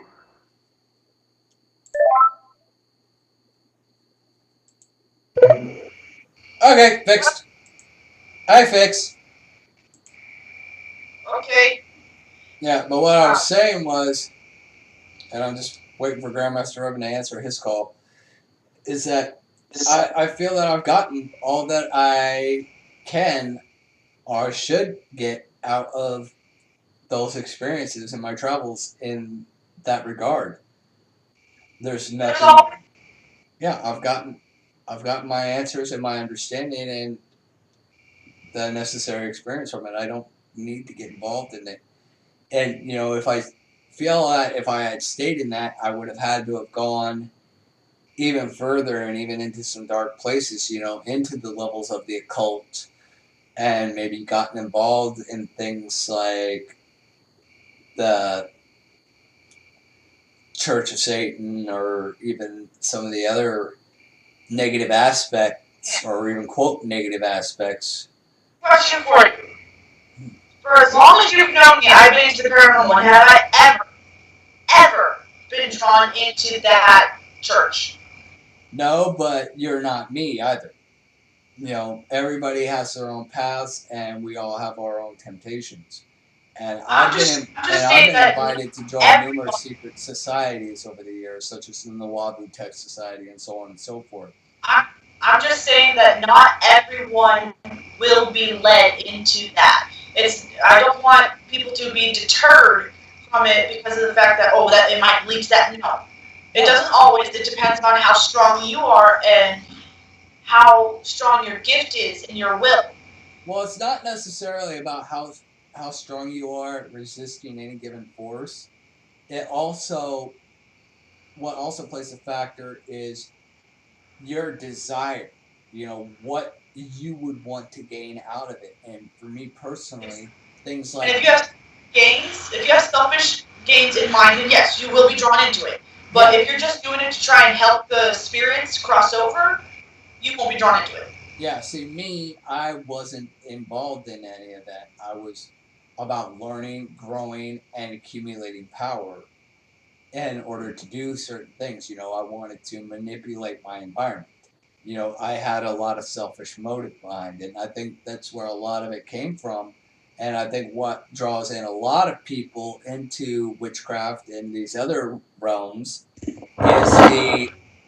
is that they feel, like myself, that they, as they were, did not have control of their lives. That, whether by other people or even just by supernatural means, their life was spinning out of control, and it was in someone or something's hands that was beyond their control, and they, like myself, wanted to try to take control back. And I think that's why a lot of people get into witchcraft. That's a key reason as to why I got into witchcraft. The desire for control and power. And, when you and I broke up, I started getting back into that shit to a degree, to the point where I was trying to manipulate the space-time continuum. Granted, never succeeded in that, but did not stop me from trying. And that had I not stopped it when I did and said, you know what, this just is fucked up on so many fucking levels, I could have gotten involved in some really heavy-duty shit and maybe gotten involved in some of these occults and systems that promote child sacrifice and kidnapping and pedophilia and shit. I mean, you could find yourself in that world before you would ever even knew you were there. You take one step in that direction, even if that's not the direction that you intended or even knew that you were taking, you could wind up doing one thing and then wind up in a completely different situation than you ever thought possible. It's kind of like you take one step this way into the darker area, and like instantly, boom, you're in the darkest part of it, and you don't even know how you got there. Yeah, and it wasn't even to a degree that you wanted to go. It's like, okay, I want to dabble a little bit in this, and the next thing you know, you're way the fuck over here into some fucked up shit. Yep. And that's why I had to get out of it, because when I was, 15 through 18, I was exploring these aspects. Actually, I was even younger than that. I was like 14 to like 18, exploring these aspects, and I've done astral projection, realm hopping, reliving dreams and spiritual experiences. Some things that people would attribute as past life experiences, or what I learned for me personally were spiritual encounters that I had when I had my near-death experience when I was 11. That's how I was actually able to recount a lot of what happened, because it was just memories and dreams and visions that were like bits and pieces. So by me actually experimenting in these realms, I was actually able to deduce that these weren't just dreams or anything like that, that these were actually memories from my near-death experience. You ended up going to a lighter side of it. I mean, not completely light, but you ended up going to a lighter side of it. A lot of people who end up getting into those things and do end up, abducting a child and sacrificing them and stuff like that, they end up doing exactly what you did, because they're trying to figure everything out and they're trying to get answers, but they end up taking one step in the wrong direction, and that's where they end up. Is that they are told, in order to prove you're loyal to us, you have to go and steal a kid, and that's this age and looks like this and is pure, and you need to bring them back so we can sacrifice them, so you can be in the church or in this occult or something like that, and that's how it ends up happening. Yeah, I mean, it's and not all. if you don't, then there are serious repercussions that follow, oftentimes including your own death. And you're in it before you even know you're in it. And I just happen to be one of those few people that happened to catch myself before I went too far into the dark. I saw myself going too far to the dark, and I'm like, okay, I gotta stop this and go back. So I stopped. And a lot of people do end up going further. At that point in time, when they do see that, they're like, I can go a little further. I'm still good. And that's how they end up getting sucked in, and they end up losing themselves, and they become this monster that they never want to be. Yep, and that's partially why I became the monster that I was, because of the things that I had experienced and the lack of control that I had. Spicy, she has a lot of the same problems. She was fucked with as a kid in school, just like you and I were. She's like me, hasn't had kind of an abusive home life. Even now, she's currently dealing with some issues at home. She wants to get the fuck out of there, and was asking me the other day, he's like, hey, Chris, do you have the money to fucking put me on a bus to bring me out there? And I said, yeah. Next Friday, I'll have the money. I gotta make sure that I got a house first, because I had to just pay $2,000 fucking dollars in fucking rent and shit. Because we were behind a month, so I had to catch up everything, which was like $1,900. So that broke my bank. But I told her, yeah, let me pay the rent, so I got a roof to put over your head, and then next week, whenever you're ready, after that point, drop me a line, we'll get you a bus ticket, you'll be out here in 2 days. But she herself has gotten into a lot of the Wicca and stuff like that. She used to be LDS, just like you and I, but has decided to go to more of the Wiccan aspect of things and has gotten heavily involved in that. And she's also been diagnosed bipolar, because all the shit that she's been through just kind of reaches that boiling point, and eventually the jar explodes. The lid off that jar explodes, and everything just comes boiling over. And she flipped the fuck out, took a baseball bat, and smashed up a store shelf where she worked and got herself fired. And I'm like, well, I'll say this around that is that honestly, my reasoning to why I got into Wicca wasn't what she went through.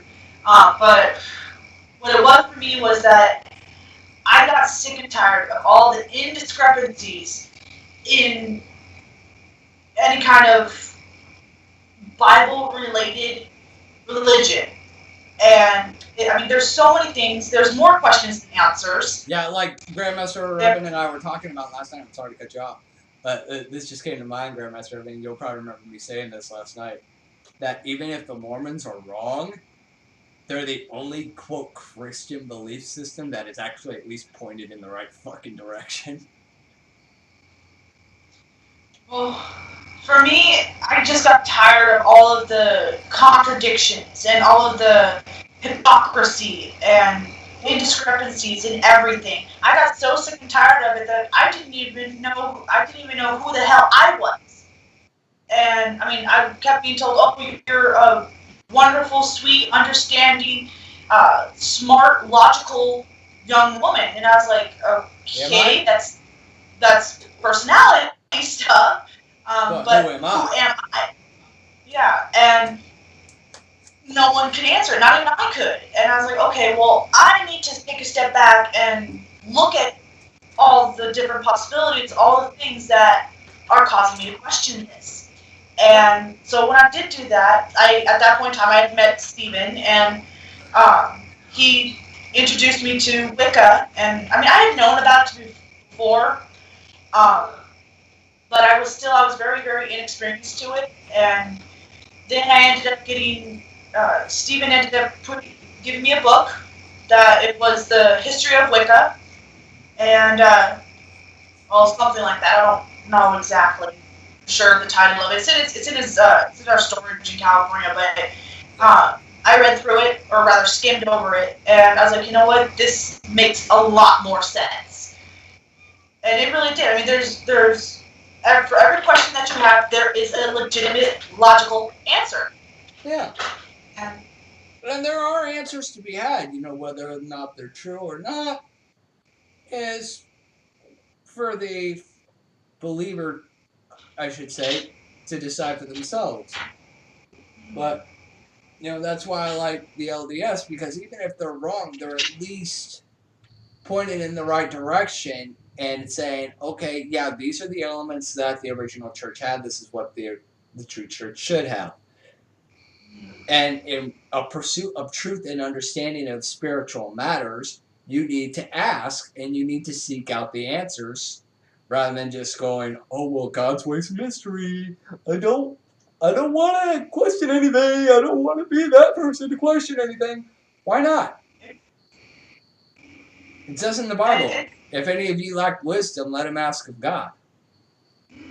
Okay, so why are all these theologies, whether Christian or otherwise, so afraid to question their theology and the unanswered questions that lie therein? And that's exactly why I went to Wicca, was because Wiccans are not afraid to question, and we're not afraid to ask. We're not afraid of the answer.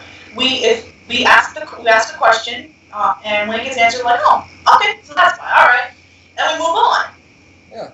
And it's not blind or anything like that, because I mean, there's different levels of it. Yeah. And you're on a path that. Soft. Huh? His mic is off. Yeah, your mic's off again, Grandmaster, but I don't hear shit from you. Sorry. There you go. You're back. Yeah. What I was saying was the reason people are afraid of questioning their faith and their ideology is judgment and ridicule. Yeah. Don't question the system. And I don't like that. It's like they're saying to tell you, do not question the religious status quo. Yeah, and everybody always says, oh, the Mormons are really bad about that. You don't want to question the Mormon church or they'll excommunicate you. Bitch, what do you think I fucking did? 3 years questioning. It's like, okay, these people bring up these arguments. What's the fucking answer? Yeah.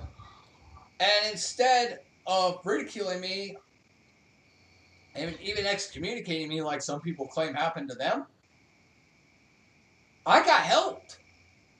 I had numerous people in and out of the church saying, okay, this is what you should do. Check out these resources. Go to History Channel, National Geographic.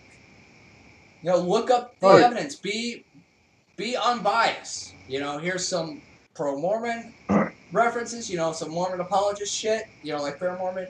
But, you want true unbiased answers? Here's the sources. Look at the material. Look at what's historically available. Yeah. And you want to get the comparison. You want to know the differences between Jehovah's Witnesses and the LDS Church? Go to the local Kingdom Hall. Talk to them. Find out what they believe. Get in touch with them. Attend some of their meetings. And that's what I did. In fact, when I attended the Jehovah's Witnesses Kingdom Hall, they knew exactly what I was there for and why I was doing it and what faith I was. And they were more than willing to help.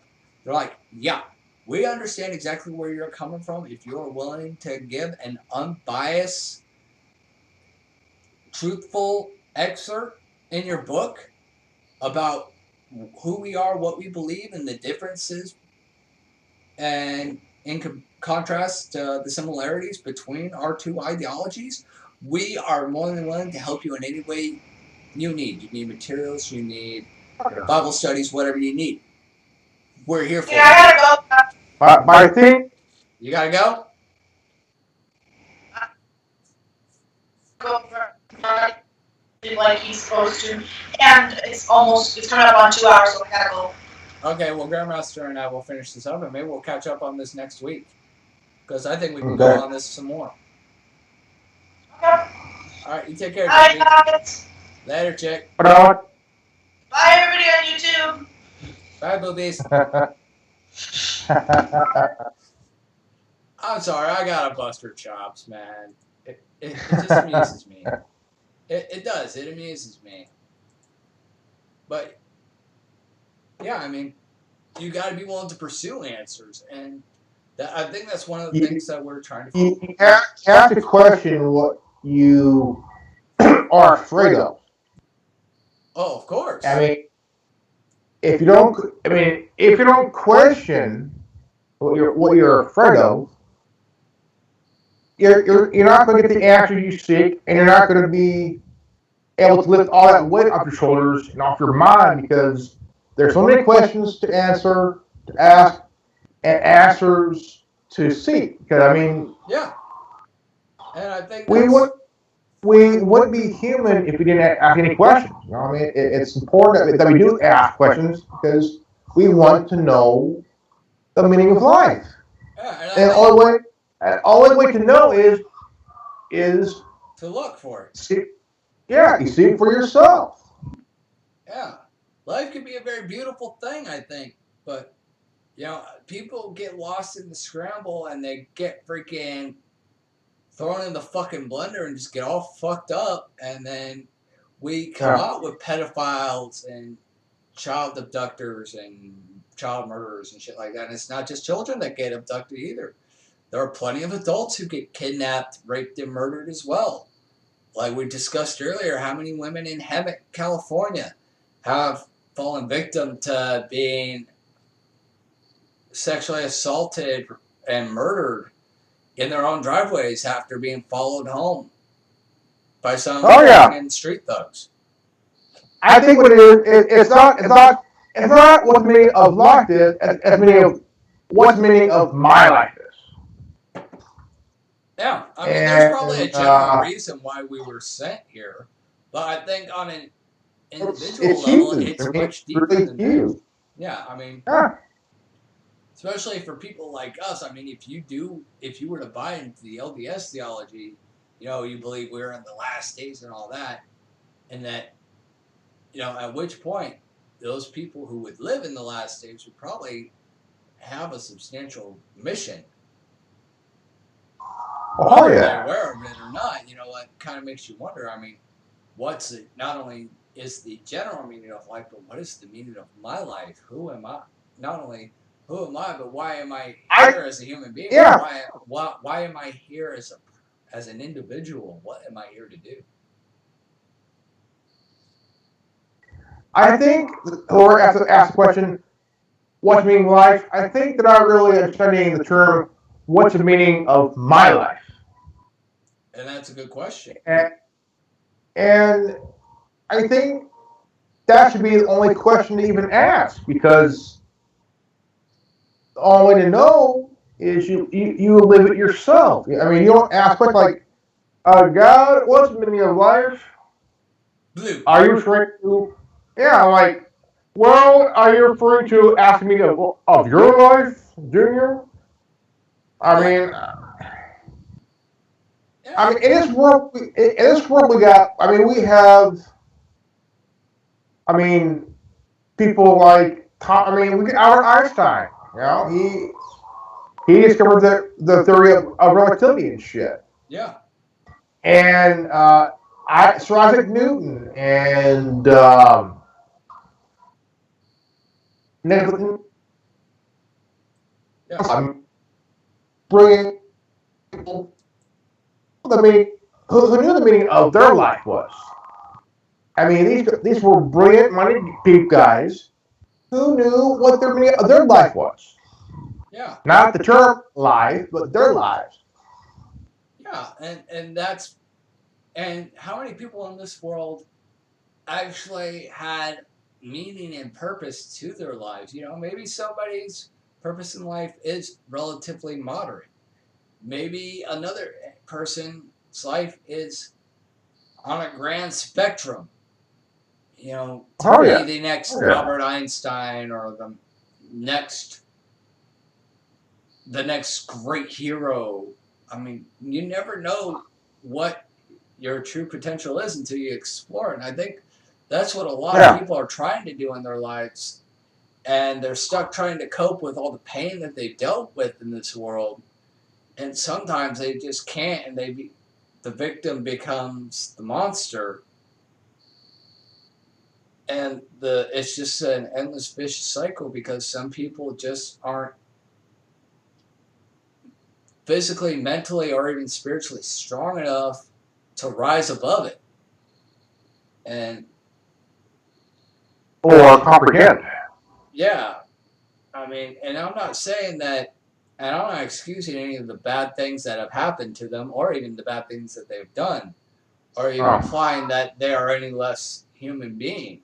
What I'm saying is, you know, maybe if organizations like churches and shit like that would stop being so narrow-minded about these questions and these theologies and the whole don't question anything aspect, you know, maybe a lot of these wayward souls, as you put it, wouldn't be so inept to go to the dark, as it were, for answers that they're not getting anywhere else. I mean, if you're not getting anywhere from the quote light side, I mean, who else are you going to turn to but the dark side?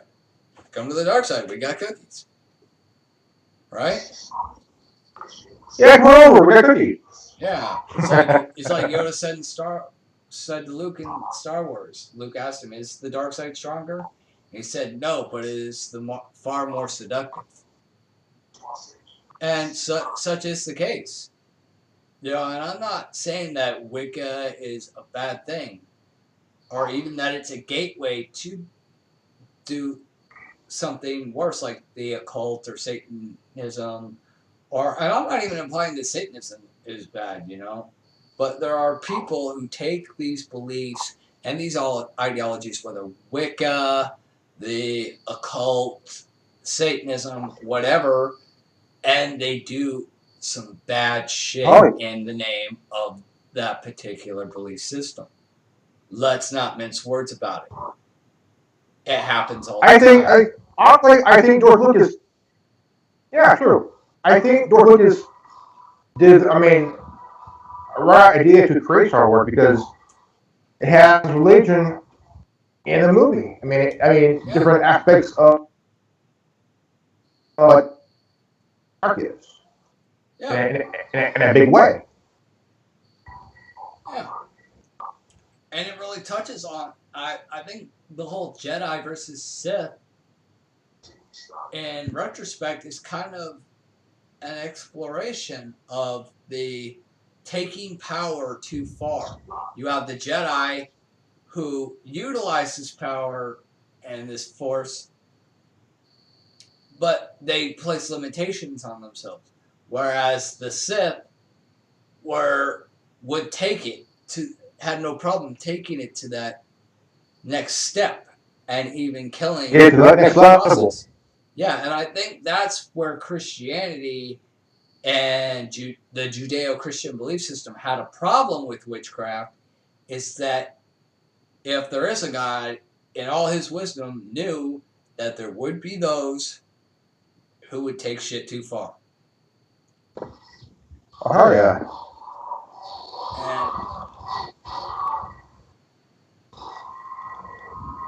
And I think that's why God, if there is a one true God, wanted everybody to stay focused on him. It's like, hey, this is all I want from you.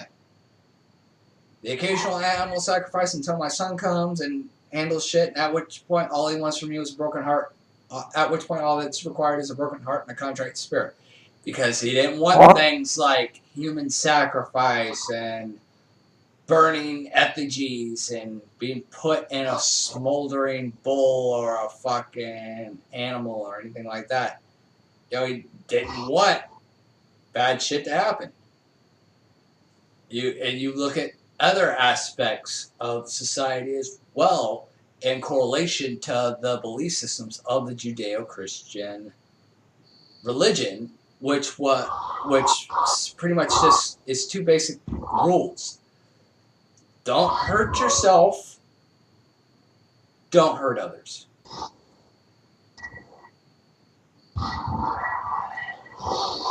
Sure. Don't be explosive or implosive. I like how George Carlin put it.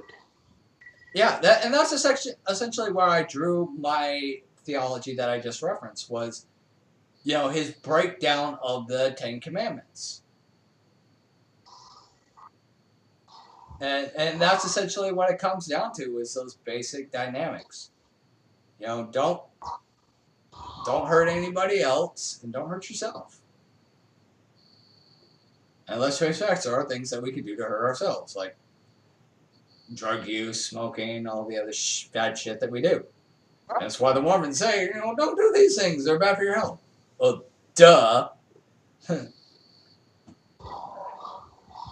mean, true. I mean, you look at, secret societies like Knights Malta, Courier of Zion, the Freemasons, the 1001 Club. Got all these different societies trying to vie for control of whatever they can get their hands on. I've actually got a question to that, and that's something that we should probably bring up in another round table in the future. What if these secret societies aren't, in fact, the bad guys? What if it's not the Freemasons and the Scottish Rite and the Knights Templars and all the other shit that's been accused of being the, quote, Illuminati? What if the, quote, Illuminati is just the real enemy, pointing the finger, going, look at these guys, they're the bad guys, they're the bad guys, they're the bad guys?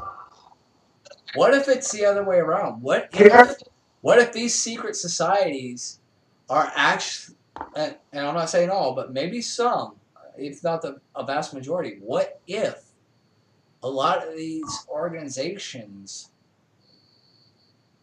are the ones who are trying to warn the people of what the 1% are doing? Maybe the 1% isn't the Illuminati. And the Illuminati are the ones who are actually trying to warn the people. Masons and the Templars and all these societies. And he broke it down piece by piece, point by point, section by section, and it made a lot of sense. Yeah. And he made a good valid point. I had to stop and actually listen to this shit. Well, and he made yeah. There's a lot of questions to be asked in that regard. Like, say that the Freemasons have been around since the time of Solomon. That's roughly 3, maybe 4,000 years to date. Yeah. They could have ruled the world at any fucking point in time if they wanted to. Why now? Why wait 4,000 fucking years if you have existed since the creation of the Temple of Solomon? Okay, the big question. Why wait The now question. to try to take over the world? Yeah. People were a lot more Now, ignorant and easier to control back then. Why not take you control? you look at how many secret societies are there? How many are there in this world today? You got the Knights Malta. You got Knights Templar. You got the Freemasons. You got the Illuminati, the Bavarian Illuminati. You got the 1001 Club. You got Magnetic 12. You got the Bilderberg Group, Bohemian Grove. I mean, you got all these different. I mean, the Priory of Sion. The what else? I'm trying to think here.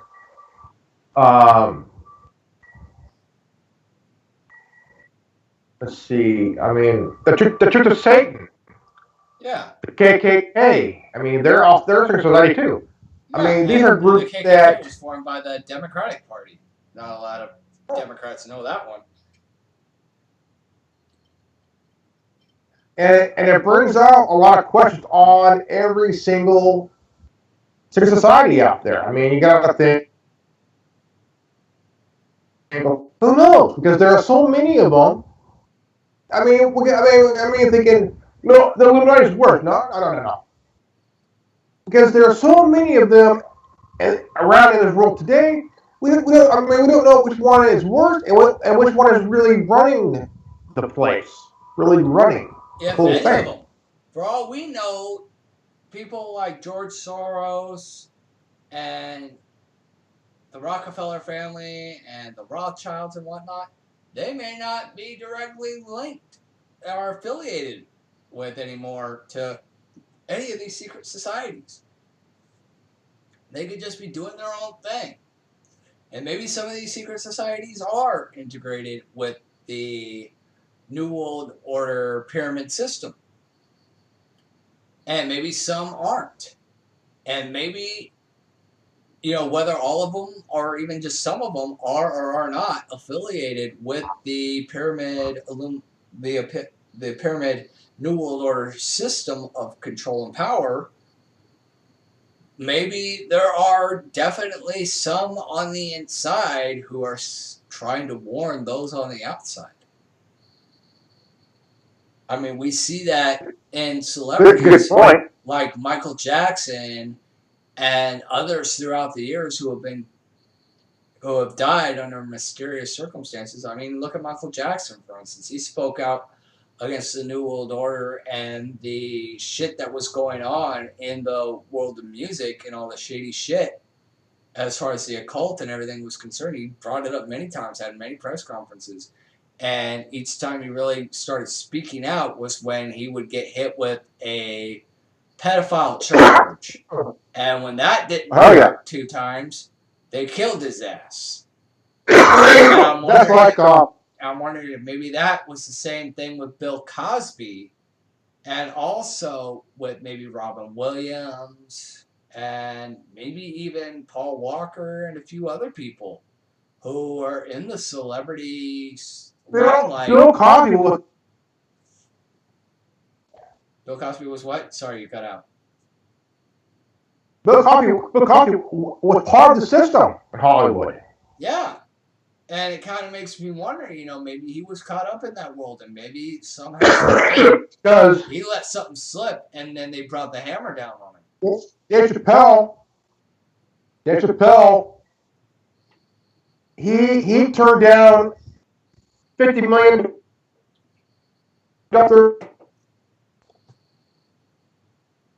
and come out, Bill Cosby, Oprah Winfrey, and Al Sharpton paid him a visit told him, hey, look, stop this shit. You're making us look bad, you know?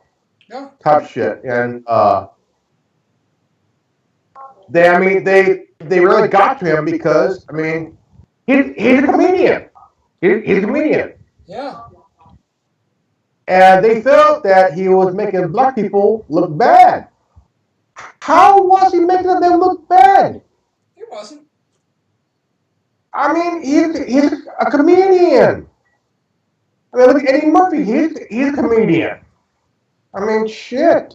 Well, the thing is, he was a mainstream comedian. I mean, the only thing of relevance that I think that he's actually done as far as addressing any real world issue was when he did Norbert. And I'll admit, Norbert was probably not one of my favorite movies. I've seen it once. It was enjoyable.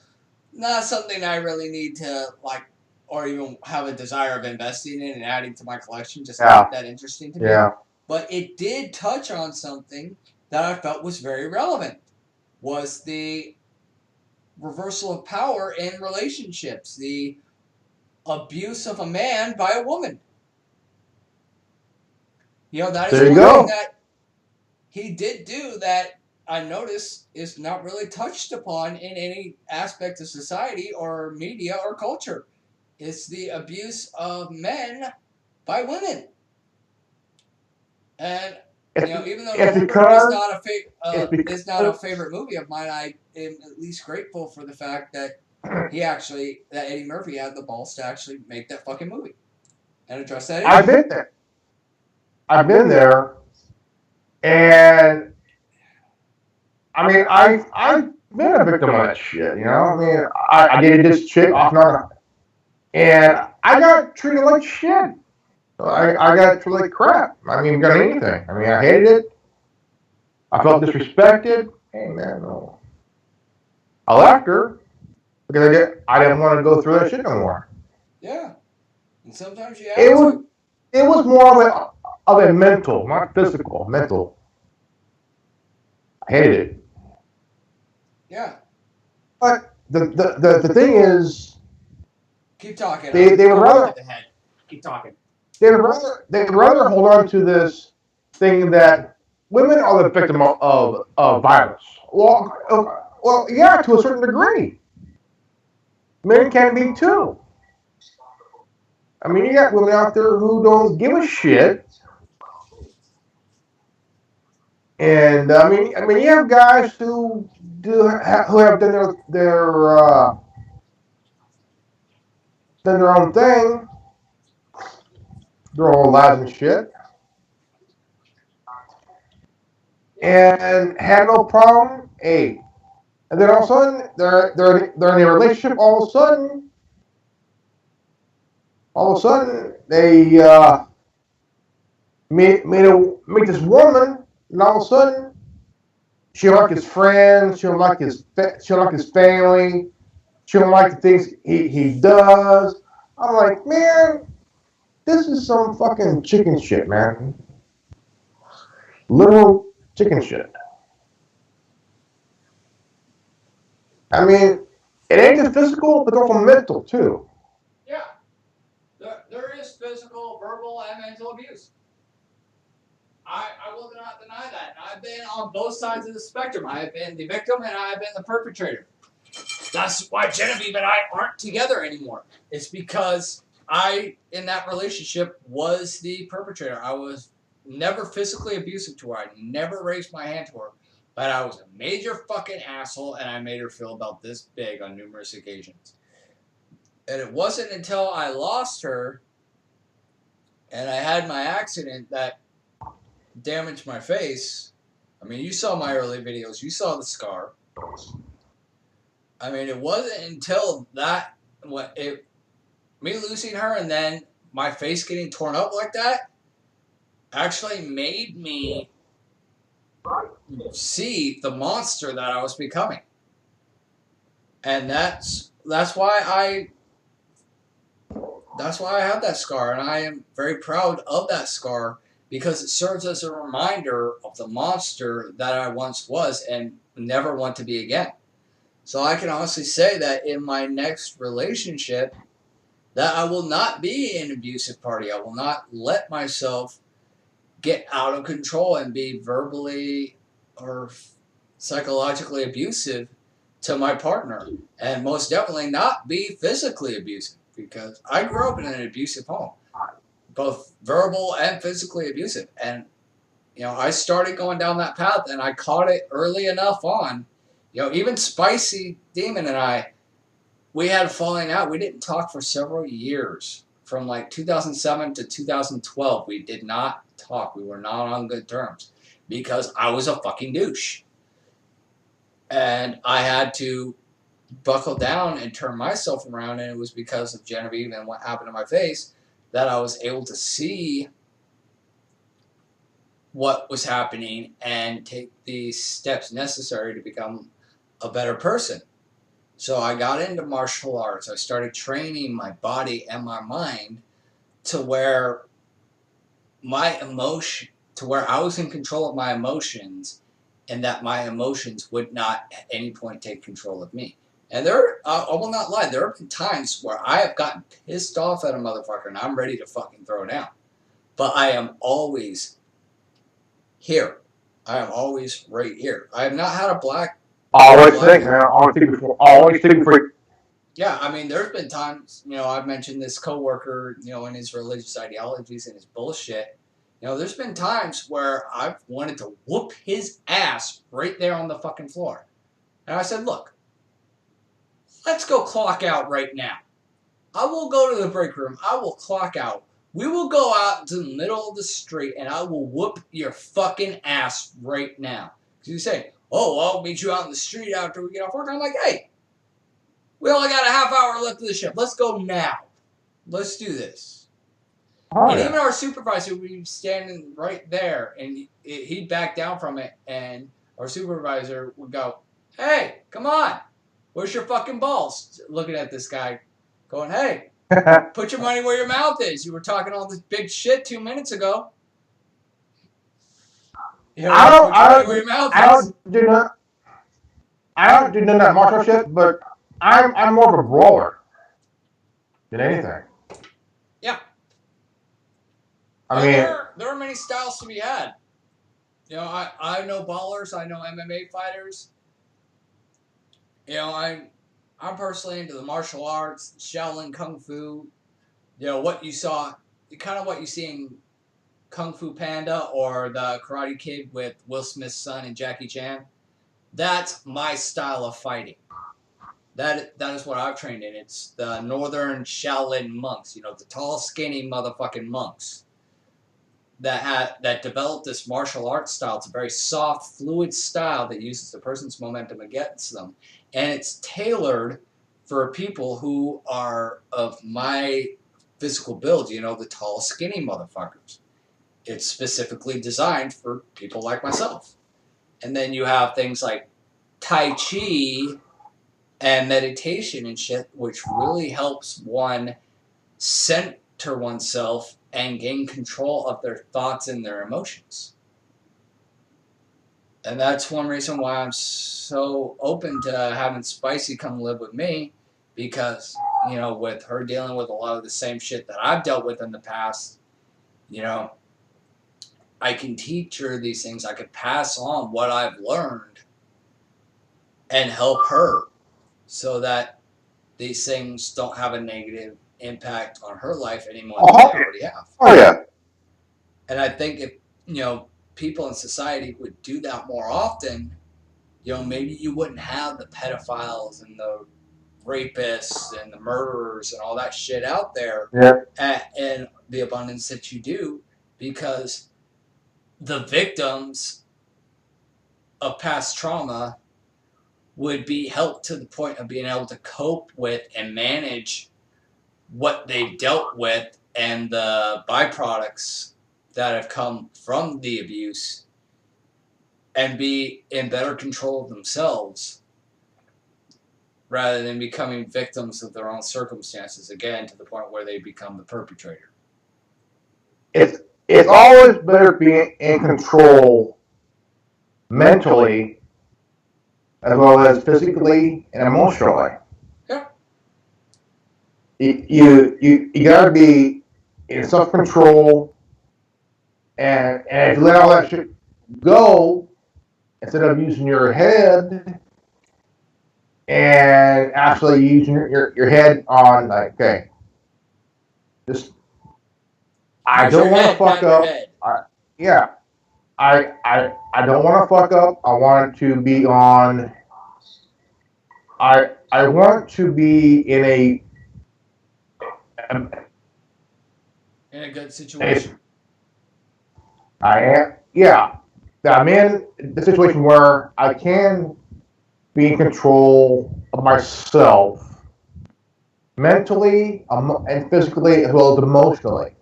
Because half the time, there are idiots out there who don't think, they just act. Now, if you just act on instinct, well, about 40% of the time, it ain't gonna work. Yeah. Maybe 50-50. I mean, if you think before you act, because maybe you have a better observation on matter, and if you don't think and you just act, you're the outcome ain't gonna be good for you. Yeah, I mean, it's if like, you don't look before you leap, you run the risk of jumping off the high dive before there's even water in the pool. oh hell yeah! I mean, I've there's times that I've opened mouth, insert foot a few times. Been there, done that. And I mean, I'll admit, there is no filter from here to here, and it gets me in trouble at work all the time. I had our front end manager come and talk to me one time because I freaking jumped a forklift driver's shit one day. I'm like, because he kept trying to take this pallet of parts that we were working with, and he kept trying to load them up on the forklift and take off with them. I'm like, no, we're going to be running those. We're going to be running those. And he kept trying to take it off. And I'm like, hey, motherfucker, put the fucking pallet down. And I just cussed him out to no end. And he went to HR about it. And then, the front end manager came out and talked to me. And I explained to him what happened. I'm like, hey, I told him repeatedly, put the pallet down. We're going to be running this. We're going to be running this. I told him repeatedly, and he didn't listen. And I eventually had to jump his case. Granted, no filter from here to here. Popped off. Probably said some things I shouldn't have said. And I understand where you're coming from. You got to do your job. There were a few times that I don't even say anything, but yet I get in trouble for it. Right? Even if I don't say anything, and I could be the odd guy, not saying anything. I'm in the corner, not doing this. My mom was just all of a sudden. I could have a couple of people come to me saying, "So and so said you said some nasty shit." I'm like, when? I've been sitting there minding my own fucking business. Nothing. I ain't saying shit. All of a sudden, I got two guys ready to throw my ass for something I supposedly said. Yeah. And I'm like, who said it? You know what I always say? And I make this point very fucking clear to people, and I demonstrate it every fucking day. If I have something to say, I'll say it right to your fucking face. There's nothing I won't say behind your back that I haven't already said to your face. Yeah. I mean, when I was younger, I said a lot of shit behind people's backs because I didn't really like them. I just hated them for some reason and shit. Yeah. But over time, I started to realize, okay, I'm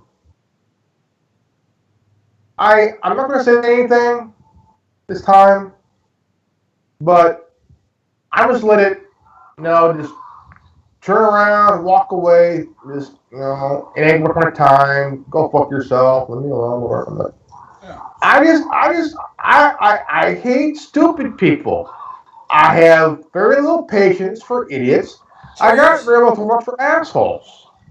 Stay away from Tennessee, then, man. I don't know if it's something in the drinking water or whether the whole inbred redneck stereotype is legit. You know, the more I live out here, the more I find out that it probably is legit more often than you would actually expect. But, you know, people, they just tend to act insanely fucking stupid. And even though you know that they are smarter than that, you look at them and go, why did you do that? Or why did you say that? Dude. How dumb. You're not as dumb as you look. Don't fucking feed the redneck stereotype. No. I mean, You see intelligence that I know God gave you. I've seen you be smart. Don't be dumb. Don't be the whole dumb redneck. I'm going to travel 20 miles to go fuck my sister. Oh, fuck yeah. I mean, that's like King of the Hill. Watching that show reminds me of my dad and his friends. And my dad is killed. And I'm Bobby, okay? Damn it, Bobby. And I mean, but there's times of seeing Bobby fuck up is like, I did that shit when I was that age. Yeah. I've been there, I've done that, I've said this. I'm like, dude, it's like my life's on TV already. I mean, like, what the fuck? Right. And my dad is the only. I mean, most of his friends are that I know for growing up are white guys, and my dad is the only Mexican guy that hang out with white guys. Yeah. Drinks beer and just watches NASCAR and I mean the whole I've only ever met 2 Mexicans down here in the South. I've only ever come across 2. One of them was actually hanging out at my house drinking beer with me today. So, you know, I ain't got no qualms against Mexicans or Latinos or anything like that. In fact, you know, some of them are cool as fuck.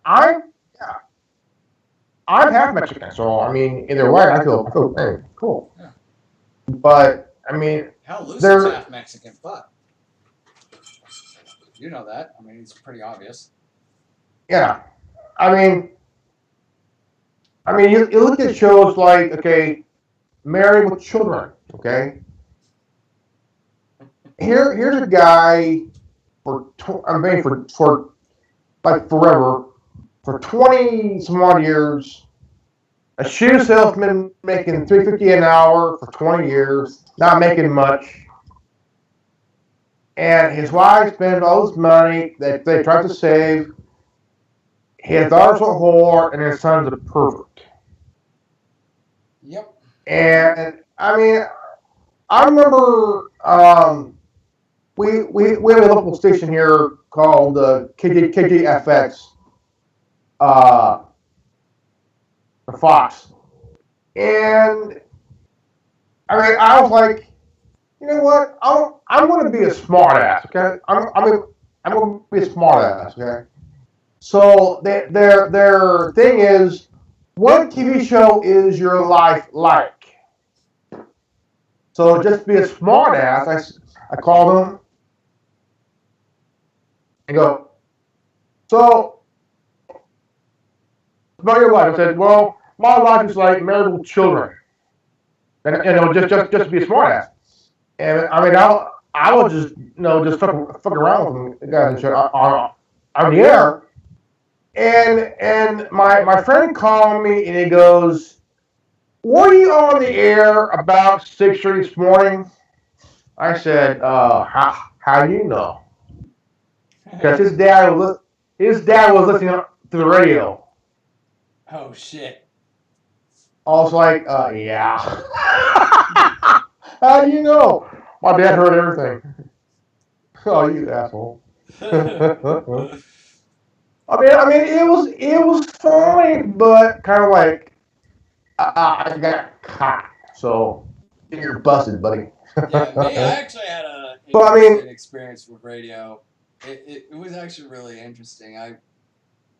I called into KCAL one day to their morning show because they had run a story about the area in Hemet where these kids were making these bike jumps, out of dirt, and the city came in and paved it over. And I called up and I addressed the issue that this is primarily a senior community, that there's not a lot of stuff for kids to do. And so you get a lot of gang activity and stuff like that. And, the kids need something to do. And I got a little bit eccentric on it. And, they wound up calling me the KCAL crackhead. And it was at that point that I really realized, and this was prior to me starting Resistance 2058, which became the Worldwide Resistance Network. This was prior to all of that. And, it made me realize that mainstream media doesn't have an interest in covering the truth in real world issues. And this wasn't even anything major. It's just like, hey, the kids have nothing to do, so they turn to gangs and drugs. Because they're stuck in a senior community that can't even let them have a few dirt clods to ride their bikes. Oh, fuck, I mean, yeah, fuck, I mean, you got, I mean, back in the day, I mean, you could leave your door open. Yeah. A window open. And you're okay, but nowadays, oh, fuck that shit. Yeah, I mean, you don't really have to worry about that shit Doors down here in Tennessee, but in California, man, never leave your fucking doors unlocked, even during the day anymore, dude. You fucking go in your house, you lock your fucking door.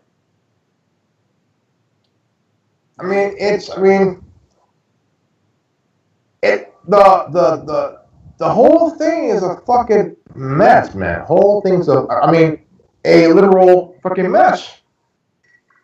I mean, and that's why I think it's funny, the whole, given that it's such a mess, you get this liberals versus or fucking conservatives.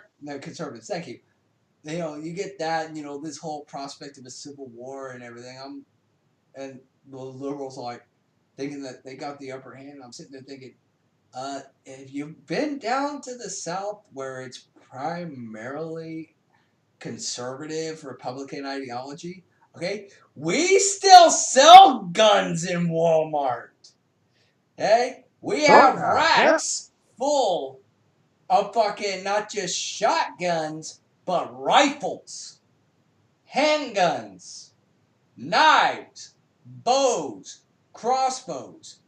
Where you'd be able to buy an action figure 2 aisles down, you could buy razor, jagged arrowheads for your bows and crossbows. I could get pictures. Did you hear about the governor of West Virginia becoming a Republican while in office? Where he said that he can't help his people anymore as a Democrat, so he changed to a Republican? Yeah, I heard about that. I read that this morning, actually. I was like, holy shit. I mean, it's like, since he became, I didn't know he was a Democrat. I thought he was just a regular Democrat, but he switched to Republican. Yeah. All of a sudden, like, that meaning of more states. Yeah, I mean, more states.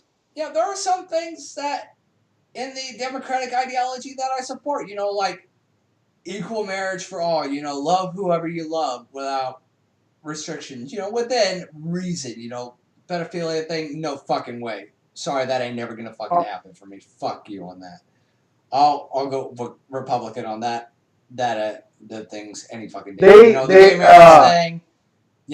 The 2 consenting adults, regardless of the situation, if they want to love each other, fucking who am I to judge? I'm with the Republicans on that, or not the Republicans, but the Democrats on that shit. But there's also a lot of shit on the Republican side that I agree with as well. And I will fully admit that I am more inclined to a Republican ideology than I am a Democratic liberal ideology. Especially considering this whole fucking safe space, gender identity issue shit, and just being offended at everything. And if you're white, you're automatically a racist. If you're a man, you're automatically a monster. And just I can't get behind that. My question is, who came up with Title IX? And because, I mean, I can understand you want to have your say so on things, but it seems that these little snowflakes are offended because anything, I mean, anything so small that said, oh, I feel offended, I need to go to my safe space. Yeah.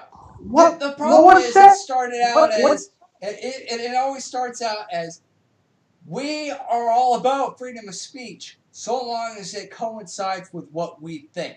If it's contrary to what we think, then we're offended. I understand. Yeah.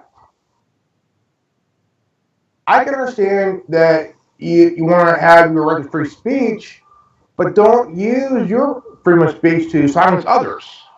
Exactly. I mean, you got in freedom of speech, you got to expect that there's going to be opposing views, and people getting offended by the American flag, because it's offensive to Muslims or it's offensive to this person or that person. That's fucking stupid. I mean, if you got a fucking problem with the American flag because you're from another country, and whether Mexico or a Muslim nation or an Asian nation or whatever, if that offends you, go back to your home country. Deal with that bullshit. There's a reason you came over here, and if that lifestyle offends you, obviously you didn't want it as bad as you said it do, so go the fuck home. Well, it's like that. Well, it's like the movie Wonder Woman that came out this year. They're saying they're saying it's sexist.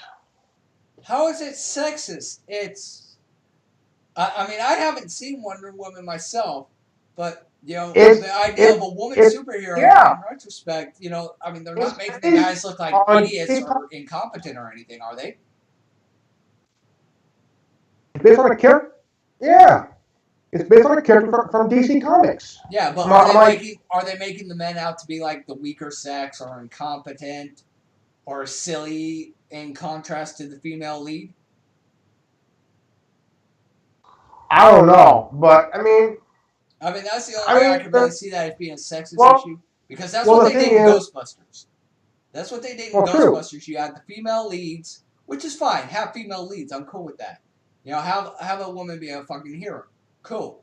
But their secretary, played by a guy, was supposed to be this dumb idiot, and it kind of portrayed this whole, women being better than men and intellectually superior to men. I mean, granted, some of the women did some stupid shit in the movie as well, where they had some pretty dumb fucking whiners and shit that they did, which makes you question their intelligence as well. They are finding anything that's not even, I mean, something that's not even worth worrying about as offensive, sexist, I mean, all other shit, racist, xenophobe. I'm like, what the fuck is xenophobe? I don't even know. I personally don't even know what xenophobe is. I have no clue. No Hold clue. on. I'm gonna look this up on I'm gonna look this up on Google right now, and I'll tell you exactly what it is. I'm gonna look it up because I probably know it, and if I read the definition, I'll probably get it. But let me see. What is a xenophobe? Come on, I pushed a button. Give me the record button. Dang. Okay, there we go. What is a xenophobe?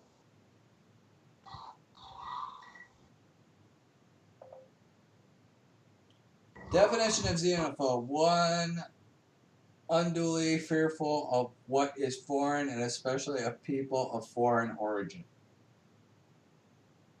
Basically, it's a fear of foreigners. That's stupid, dude. A fear of people. a fear of foreign people and cultures, basically. That is so. I mean, insane. And just so people know, I'm not lying. There you go. It's right there. I understand. No, being fear. I mean, for some. I mean, for say employment reasons, fear of foreigners. I mean, but the thing is, people need to start to think. Who are afraid of foreigners? And if there is, who are they? And why do they fear it? Well, Some fear. you got the people who came over fear. from Cuba in the 70s and 80s, and then you got the Mexican immigrations in recent years. I mean, it's a fear of competition, you know. Yeah. And it wouldn't be the case if employers weren't hiring people under the table for less than minimum wage. And it's not just Latinos and Cubans and shit, you know, undocumented immigrants who are privy to that. You have plenty of white people who can work under the table, who can get these jobs over a person who wants to get the job legitimately through the taxing, through the system. My mother was a prime example. She, when she was alive, was on welfare, but she went and worked for a Christmas tree farm under the table. So to say that all these jobs are going to illegals so that they can hire them under the table is not necessarily true. You can get plenty of, quote, white people or even any American citizen a job if they're willing to, quote, Huh? Huh? Yeah. I mean, who are willing to work under the table. Yeah. And not afraid to do it either. I mean, yeah. It's still work. I mean, it's still work no matter how pay is given, whether it's by paycheck back in the or day when through minimum wage table. was still like 5 something an hour. Back in the 90s when it was like 5 something an hour minimum wage. So she was probably making like $2 or $3 an hour working at a Christmas tree farm. So, and then I remember. I remember crazy ass. I heard making stories of me chasing ostriches. I remember the early '90s. I was making $4.25 an hour, and I was working one day, like 1 hour a day for like a whole month. I was making almost $100, almost I mean, a lot of money and shit though. I mean, it was a lot, but not a lot because I was making a lot more back under. then. Yeah, and a lot further back then, no doubt. Nowadays, they're talking about $15 an hour. Yeah, I hear you guys recently had last year had the legislation passed to where by 2025 it's going to be $15 an hour. Shit. Something like that. It was what the legislation was. I'm not sure whether that was repealed or revoked or anything like that, but I think if you raise it to $15 an hour, I think that'd be a good wage because I mean, or about $13, $15, $14 an hour. I mean, just enough to, I mean, have as a living wage. Yeah. But well, you also got to weigh it against the cost of living. I mean, the cost of living in California is substantially higher than it is in Tennessee. Like right now, the house that I live in is a 4-bedroom, 3-bath house. I pay $775. And in California, for a house like that, even just on a lot, is going to be probably about anywhere from $1,300 to $1,900, depending on where you live. And that's just on a lot. And I'm on an acre of land. I mean, you've seen the videos where I'm making videos in my backyard. You've seen how big my backyard is. You see how big yeah. my property is. I'm on a fucking. I have a 4-bedroom, 3-bath brick house on an acre of land for $775 a month. And if I want to buy the house, my rent automatically goes down to $500 a month. Okay? My utilities, that's included water, trash, electric, the whole shebang. It's probably about, on average, $300 a month. Now, if I didn't have a pregnant woman and a shit ton of kids in the house, it'd be a hell of a lot cheaper, let me tell you. But suffice it to say, for what it is, it's not that bad in contrast to living in California. That $200 to $300 utility bill will probably be anywhere from $4 to $6. My sister and her husband, when I went to stay for the first time and hit Oklahoma, they're paying 9 something a month. And my son and I went this past June.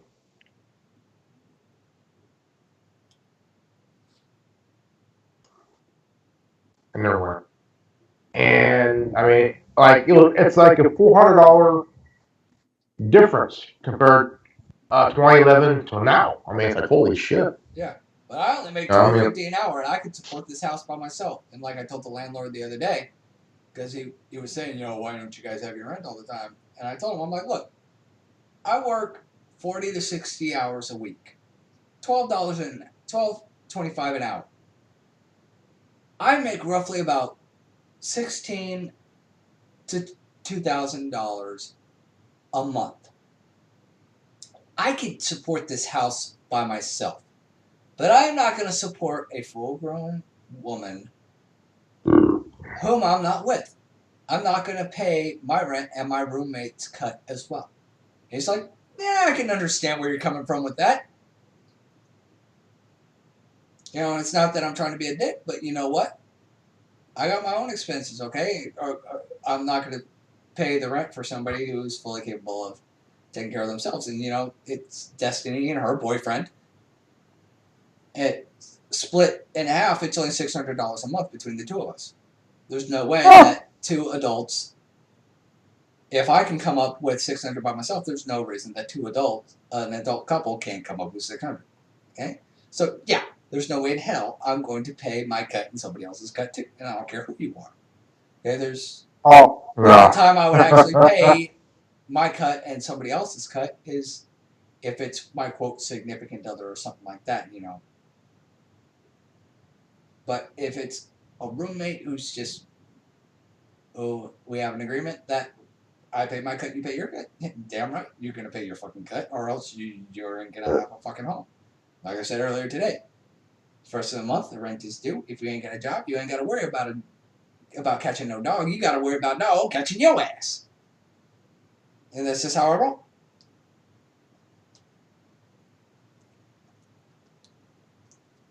And people wouldn't. And, I got that one religious coworker who tries to fucking bash me because there's been a few times that we've had to go to the church to get help. I'm like, that's not because of my fault. That's because my roommate dropped the fucking ball. You there? How? I'm here. How what? I don't like it how people, try to put themselves out to be better than themselves in church. Mm-hmm. Like my son's mom and I, we went to this non-denominational church, and there was this lady who thought her singing was the shit. Hot. She was a snooty bitch, dude. Like her shit didn't stink. Okay. And I was like, man, I gotta get the fuck out of this damn out here because I don't mind hearing people sing in church and all other shit. Hey, no problem, no complaints. But if you're gonna act like your shit don't stink in church, oh man, go fuck yourself. Oh yeah, and this guy, he really pisses me off because he'll fucking go to break whenever the fuck he wants. If the line stops, he's wandering off to other departments and shit. And no way. Yeah, and on Friday, just because he didn't want to fucking work anymore, he fucking left at 9 o'clock. And I fucking told him, like, in the break room, I'm like, look, if you want to do it, go right ahead. I'll see you in the unemployment line, dude, because whether or not you think you're above the rules, you'll find out otherwise when they fire your ass. Because they're going to fucking get tired of you doing this shit. And they're going to hand you, and they're like, and he goes, well, I'll just find another job then. I'm like, that's not the fucking point, dude. It's never the point. Yeah. The thing is, and he tried to throw it back to me. He's like, well, don't even talk to me. You had to ask for help from your church. I'm like, motherfucker. And then he fucking walked out of the building before I could even respond to him. So I texted him this. I said, don't even talk to me about having to ask for help when others fail to meet their obligations. At least I earn everything I get, including that. Unlike yourself, slinging weed to make your money where it isn't legal. At least selling in California was legal. And you call yourself a Christian? Bullshit. You ain't nothing but a self-righteous hypocrite who thinks he's above the rules, and I'm going to be there when you find out otherwise. I laugh so hard because you got these dumb shits who think, okay, that right there. I mean, yeah, I'm here. Oh, I'm just showing it what I fucking wrote. I'm not gonna show the guy's name, but I fucking let off on him. I won't show a person's name. I'm not gonna fucking bash somebody publicly and all that shit and get in trouble with HR. Fuck no, I ain't dumb enough to do that shit. I mean, I can say the company I work for. I can understand you need a job. You need work. You need a place where you can, just try to find something better in your life, and you want to claim, well, look at the guy. You have a job. You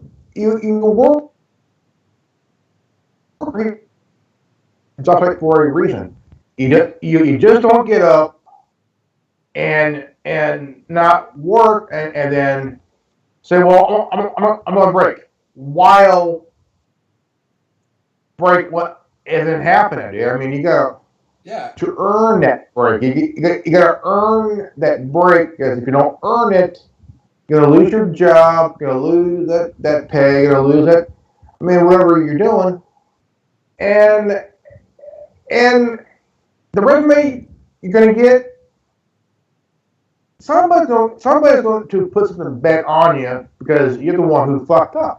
Yeah. I hate that kind of fucker because, I mean, people work for a reason. They got families. They got to pay a mortgage, pay their bills, pay their car insurance, pay their health insurance, and all that other shit. And then you got these fuckers who are so fucking lazy they don't even know what time it is. Exactly. And he leans everything on this religious ideology, once saved, always saved, the rules don't apply to you, whether it's the 10 Commandments, governmental law, local legislation, or even the rules in the workplace. Nothing applies to him. And I even threw it back at him one time. I'm like, hey, you live in the whole ideology where the rules don't apply. Yeah. Does that mean that the rules and sports don't apply as well? Because he's a major sports fanatic. I'm like, so if the opposing team to your team cheats, is that okay? And this other guy who was standing right there, who's heard these debates between me and this guy before, just fucking lost his shit. He was like, "Oh, motherfucker, owned." And we just busted up laughing. He ain't had nothing to fucking say about it. Well, yeah, it's a fact, though. I mean, you got people who, my dad, okay, for nearly 30 years, he would be gone for 5 days to go to work in the Bay Area, and he's done it for nearly 30 years. And I mean, it's not easy to do. No. I'm surprised he didn't have a heart attack doing it, because just the commute. It's going to wear and tear on your vehicle, as well as your Your physical well-being. I'm surprised true. I'm surprised my dad did this. Yeah. I mean, it would give anybody a fucking heart attack. Just the stress of getting up every morning, leaving by a certain time, and you gotta be at work by a certain time. My dad had to leave here about 1:30 and had to be in bed by 5. Yeah, I think one of the biggest problems with people like this guy out here is that out here, jobs are a lot easier to find. They didn't live in California where jobs were extremely scarce. I mean, before I came out here, I had worked security up until 2010 when I lost my job. And then I was out of work till about 2015. I was out of work for 5 years looking for a fucking job and could not find one until I wound up working for Horizon Solar Power. And then I wound up leaving that job to move out here and got a job within the first week that I was out here, which was the first job I had working at a factory building the rubber door linings. And then I wound up getting a job offer at the place I'm at now about a month later for $12.25 an hour. And I took that job, and it's a lot easier job. You know, I make hubcaps now. My mom, her and my son's mom worked at a college home for a while. Yeah. And their boss was a prick, dude. Was a prick. And he had a problem of grabbing women by the arm. Yeah, see, that ain't right. And I went with my mom to her place of work because she went to go get her paycheck. And I was with her, and I mean, out of the blue, I said, "You know what, dude? Don't ever touch my mom again." He goes, "What?" And he knew what I was talking about because he grabbed my mom's arm, and one time, and I went with my mom to go get her paycheck. What she needed to do. I wanted to go off on this guy, and because if you're an employer running a business, the one thing you don't do, and that's big no, is put your hands on the female employees. You don't put your hands on anybody. It's considered on anybody.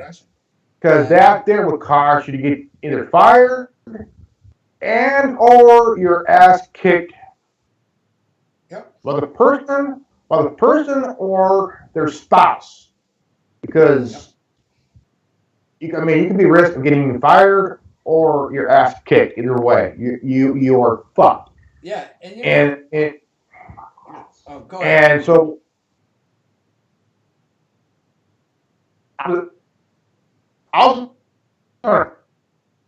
but my mom kept from doing it because she wanted to lose her job, and I really didn't blame her because jobs are hard to come by.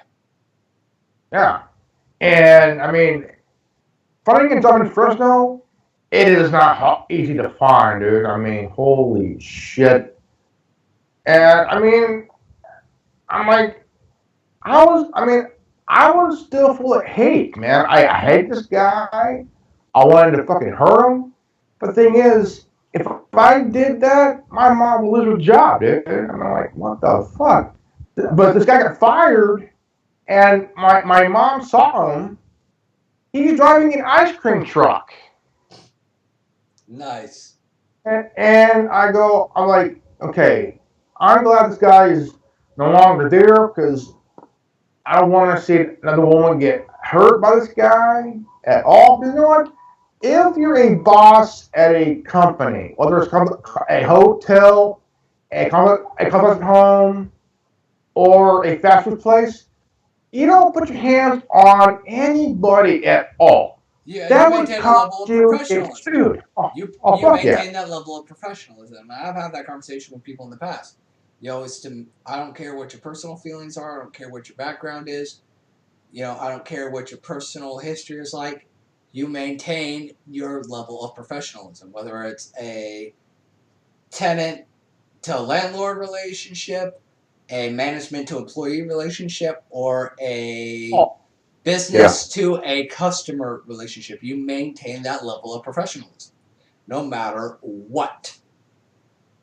Okay, that's business 101. You maintain professionalism.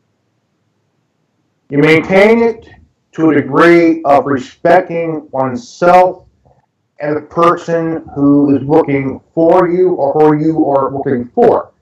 Now, if that doesn't happen, the outcome is not going to be good for you, no matter what the issue is. But when I heard this guy, and I think Trump You laughed your ass got off. what he deserved. He got fired. Yeah. I did. I was like, this motherfucker got what he deserved because you know what? No matter who the fuck you are, you don't put your hand on anybody, dude.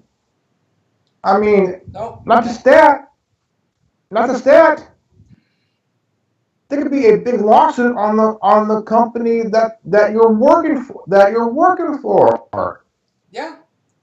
You can create a huge liability, but sometimes people, they're a product of their environment, like we discussed. Unfortunately, they're a product of their environment, like we discussed. Maybe this guy, he was abused. He grew up in an abusive home where his mom beat the shit out of him or something, so he took it out on women in the workplace. Okay, that may be the case, but you know what? That was his choice whether or not to do that or not. Okay, he allowed his demons to get the better of him rather than getting the necessary help and taking the necessary steps to better himself, to become a better human being, so that he didn't pass on that abuse to someone else. And that's where I think we have a lot of our problems. Whether it's abuse or self-privilege or this or that, whether you got the snowflakes or self-privilege or even liberal or fucking Republicans. No, there's some Republicans out there who think they're fucking self-privileged. The guy I mentioned in general is Republican. I laugh my ass off every time a politician fucks up. Yeah.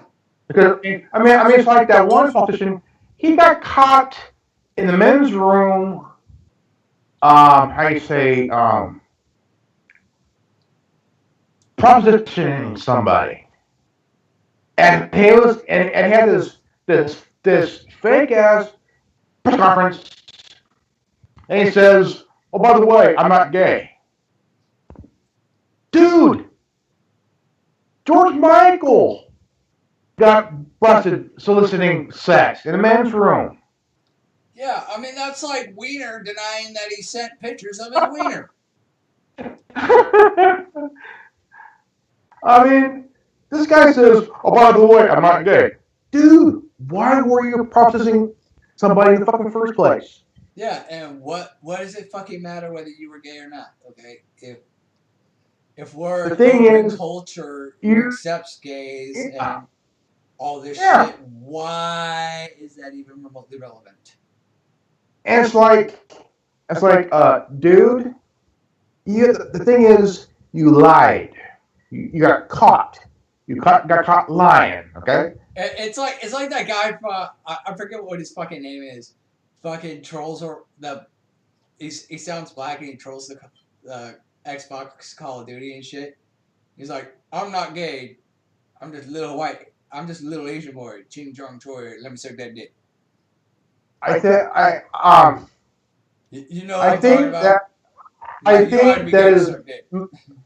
think his name is Minnesota Burns. Okay, so but you know who I'm talking about though.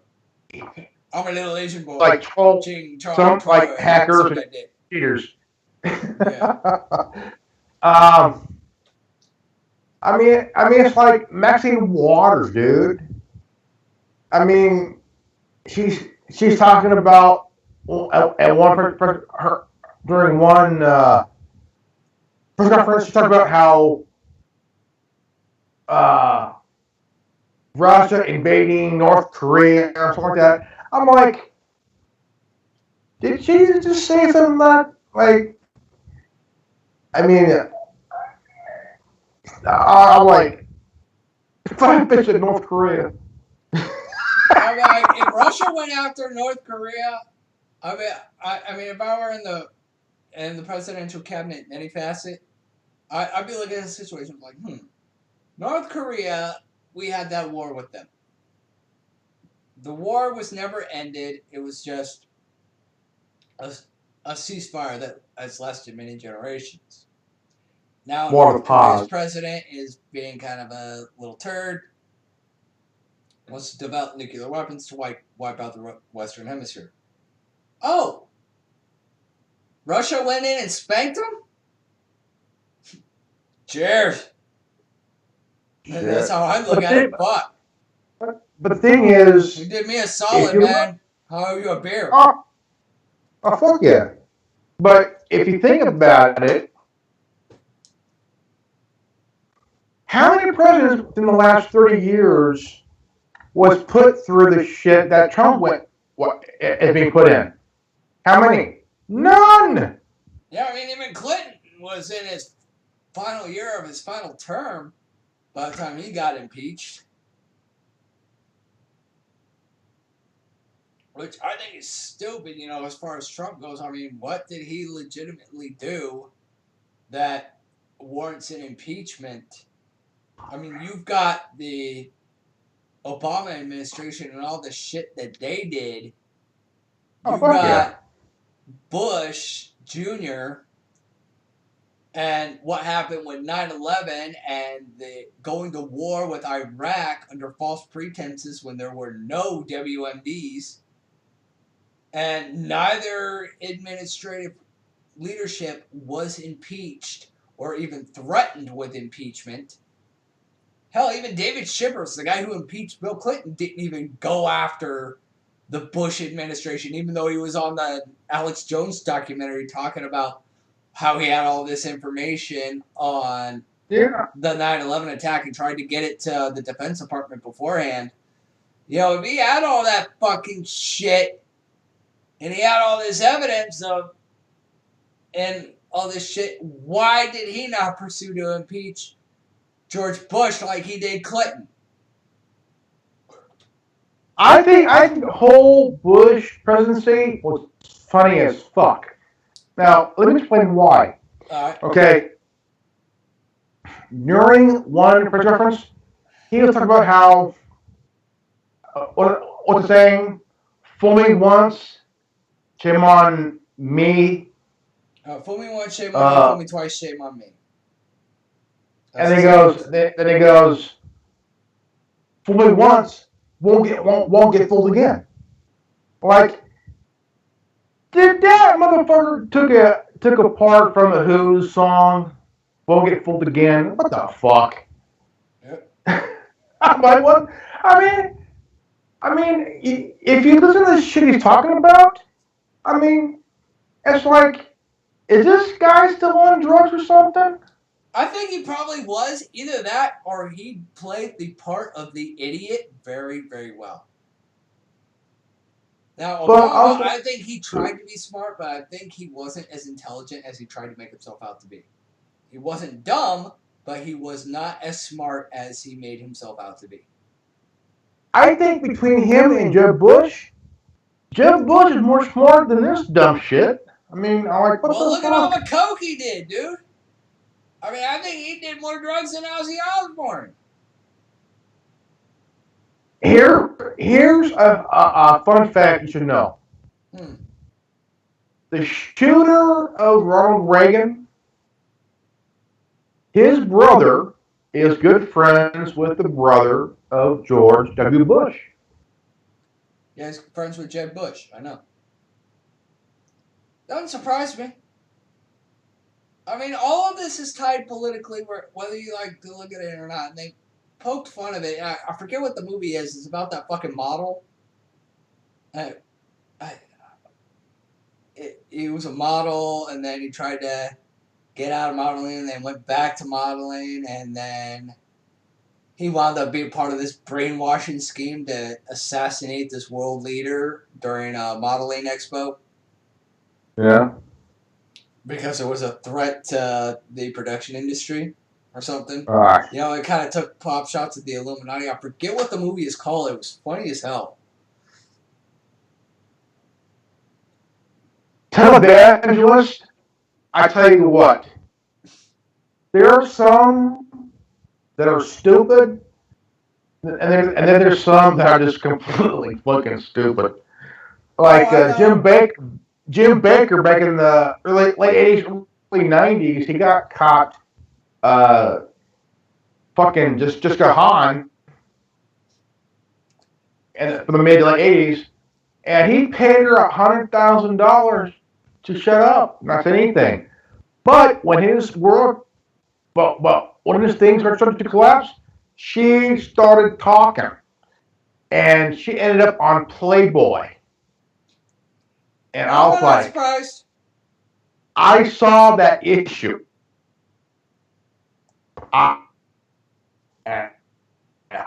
Say that again. It appeared on Married with Children.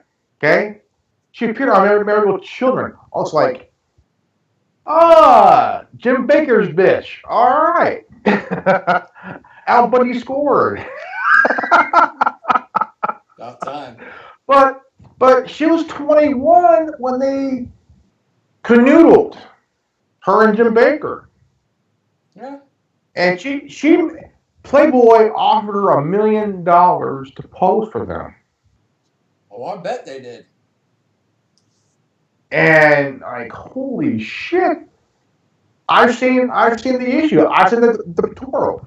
She's not too bad, man. I tell you what. Yeah, I'm not. I think the worst person that Playboy wanted. That's the known fucking fact. Kim Kardashian. I know she's done some nude shit already. And then she released that sex tape of her and fucking, what was it, Kanye? Ray J. Oh, Ray J. And it's like and that's what on the show, like, she started crying because he had footage of them, and he was going to sell it. And it got out. I've seen it. So have I. And she's not. And then she turns around. She gets all upset about it, and then turn around and does new exports. And then on the fucking show. She's even been naked on the fucking show. It's like, what are you upset about? I mean, she I think she plays the freaking card too much. I think she got it from her mom, I think. But the thing is, if you're a ditzy bitch willing to have a sex tape with some guy in your past, and all of a sudden on your and totally fake of him wanting to sell the tape for money. Here's the thing. If he wanted to, he could sell that if he wanted to. And there ain't no damn thing that she could fucking do about it. Yeah. I mean that's like Paris Hilton, okay? The guy she was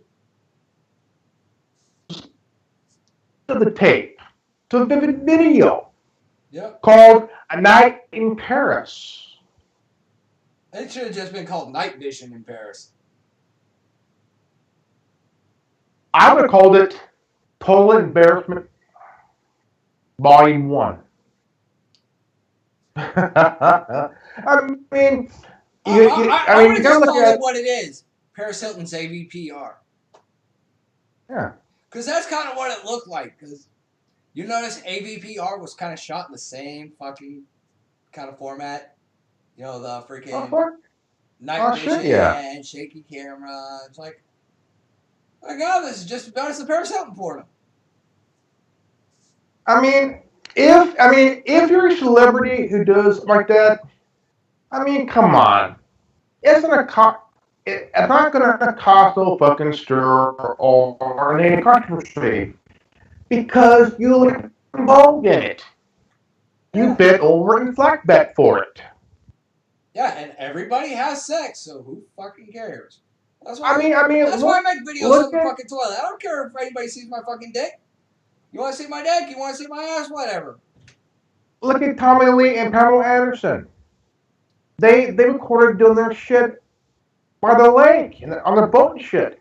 Yep. And someone stole a footage of it, sold it to Vivid Video.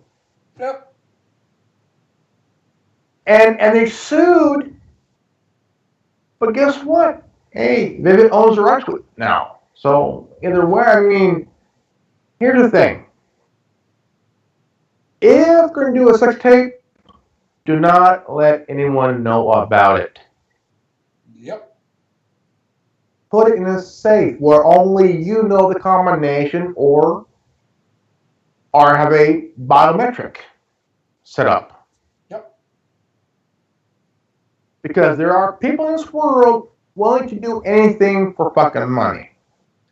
Yep. No matter who you are or where you live, what part of lifestyle you have, or whatever. The thing is, if you involve in it yourself with somebody, and it happened, and all of a sudden you hear about they wanted to sell the video, the tape. Hey, it's your fault to begin into letting it happen. Yep. To let it be known. Yep. I don't care if you're being filmed jerking off in a sock. Hey, that's your business. Go fuck yourself. Keep it to yourself. Nobody wants to see that shit. Well, of course, there's somebody who wants to see that shit. That's why it always sells. Or someone filming Tila Tequila dumping take it off. I noticed it cut out right there. That was funny as hell. Your audio cut out right there. That was funny as hell. But we know what it was. Tila Tequila taking a shit on a salad bar while eating tainted cheese out of Kim Kardashian's crotch. Yeah. Got it down to a T. Why Wendy's? Yeah, Wendy's. I think we're actually giving Wendy's. I think we're giving a promotional deal for Wendy's to people. Don't eat the salad bar. Right. Yeah, buy the burgers instead. Stick with burgers and Sundays. That's it. Do not touch the salad bar because it's being duked on. I don't know. I mean, I don't know what made me do that a few years ago. That was definitely creative. It was creative. Somebody said like it was some chick that like laughed and I totally left me a comment and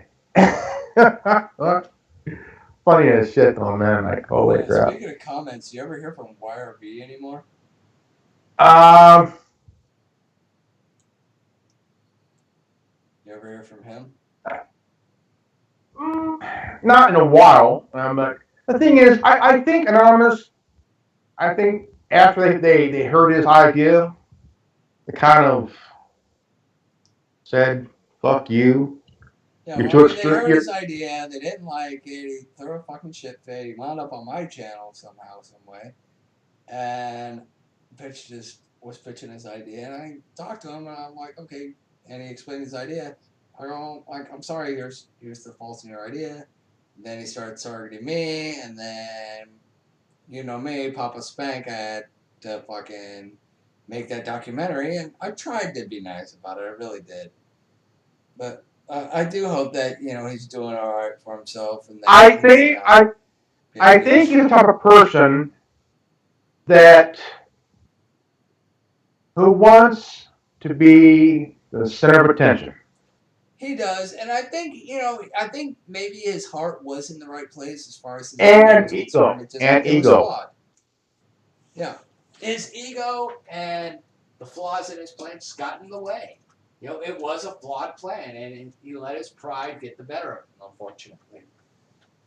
And it shouldn't have come to that. You know, he should have taken criticism constructively and just said, okay, what don't you like about the plan? What can I do to improve it? At least then he probably would have gotten some respect from people. I think of him of making him leader of the group. Bad idea. Bad idea. Nobody made him Because leader. He made himself the fucking leader. but the thing is, to him it's all ego and grabbing for attention for himself. Yeah. And I don't know how many channels that he created to troll anons and shit. I don't know. I lost count. I know. I've been trolled by the guy because I knew who he was. That's how you and I met. Was dealing with we knew. He was trolling people, so I told him back. Yep. I was trolling his main channel for like 6 months and shit on my one channel that I did and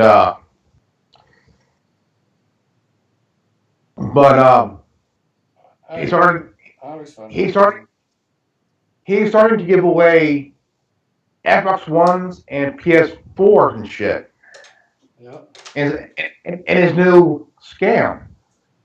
Now I was telling this kid, I saw a video, and they mentioned his name. I was like, oh, fucking A, he's at it again. He's scamming kids now and shit.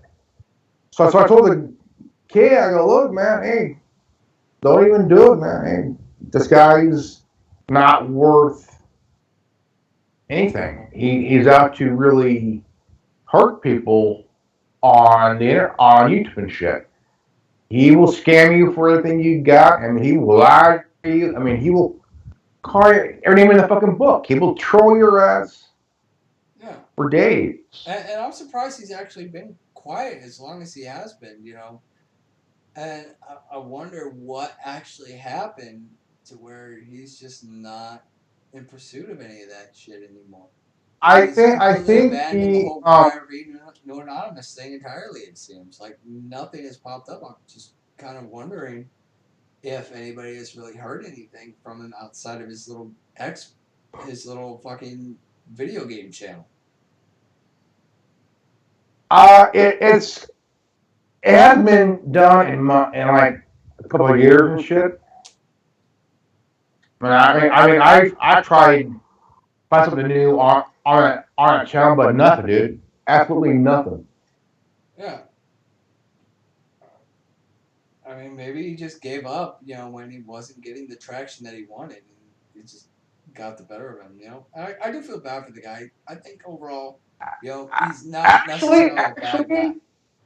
He's a dumb shit, and he's got the mentality of a child. Yeah, true. Overly emotional. But the fact is, he's never had any traction to begin with. Well, he gained a lot of attention when he started picking a fight with Anonymous, and then, he was getting trolled a lot. I think maybe that he thought maybe would rally him some support from the anti-Anonymous community. I would like to see him off YouTube. I mean, I've been wanting to see him off YouTube for years, man, because, the guy started shit with people. I'm like, what the fuck, man? I'm like, what the hell? Yeah. I mean, it was a silly little thing. But it goes back to, again, what we were talking about earlier, controlling your impulses regardless of what your circumstances are, whether you're a victim of something or not.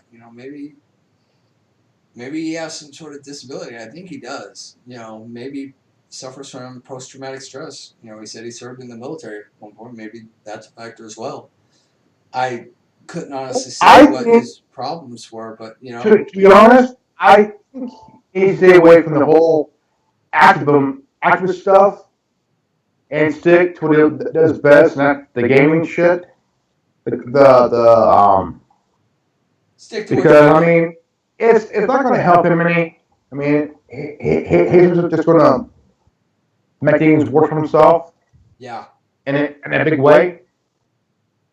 Yeah. So just hang up on the whole thing he's doing, because he's not getting any feedback. He's not getting any subscribers, only from himself and the channels he created. I mean, hang it up and call it a day, man. I Good. think that may be what he did, because again, we don't see anything from this quote YRV or No Anonymous ideas that he had. They all just kind of fizzled out, and I think maybe he gave up and went back to his video games. And if that's what he does, then that's what he does. You know, as long as he's not being a bother to anybody, I don't care. If he's learned from his mistakes and he has learned and he has grown from it, great. Probably not. I mean, I think he was a little jealous of the attention that Anonymous was getting on the internet, and his ego got in the way. Yeah. I mean, that's what I mean, for years, Anonymous has been doing a lot of things around the world. I mean, he's called Anonymous terrorists and shit. I mean, the guy is. I mean, fuck. Yeah, I noticed your mic cut out again. Somebody's trying to censor you. Shit. Yeah, I think we should probably call it a night. You know, maybe get the bugs worked out in your mic. I'm not sure if it's your computer lagging or whether it's your mic or something, but you've been lagging all night, dude, on your audio. Something's been up with your shit, dude. But we'll go ahead and fix it.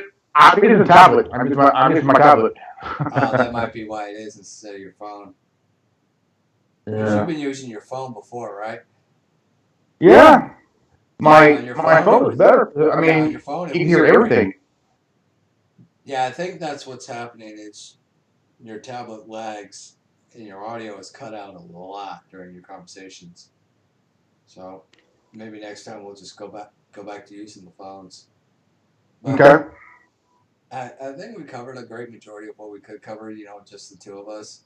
We covered a lot, dude. I mean, we covered a lot, big time, man. A lot. I want to pick this up back with Genevieve next week and continue on with the kidnapping and pedophilia rings and all that shit, because there's a lot to explore in that. You know, what the deep web, what Anonymous has been doing, Pizzagate. I mean, there's a lot that could be addressed here. You know, even the stuff that Congress brought up about the top. Man. The whole barrel, man. The whole barrel needs to be emptied. Yeah, and that it's a big barrel to empty, and we've only just begun to scratch the surface. So I think for now we're gonna call it a night. This the Tin Man with the Resistance with Grandmaster Evan. This has been another table. And all right. If you're watching this, you are the Resistance, man. I'm gonna go ahead and kill it. Talk to you guys later.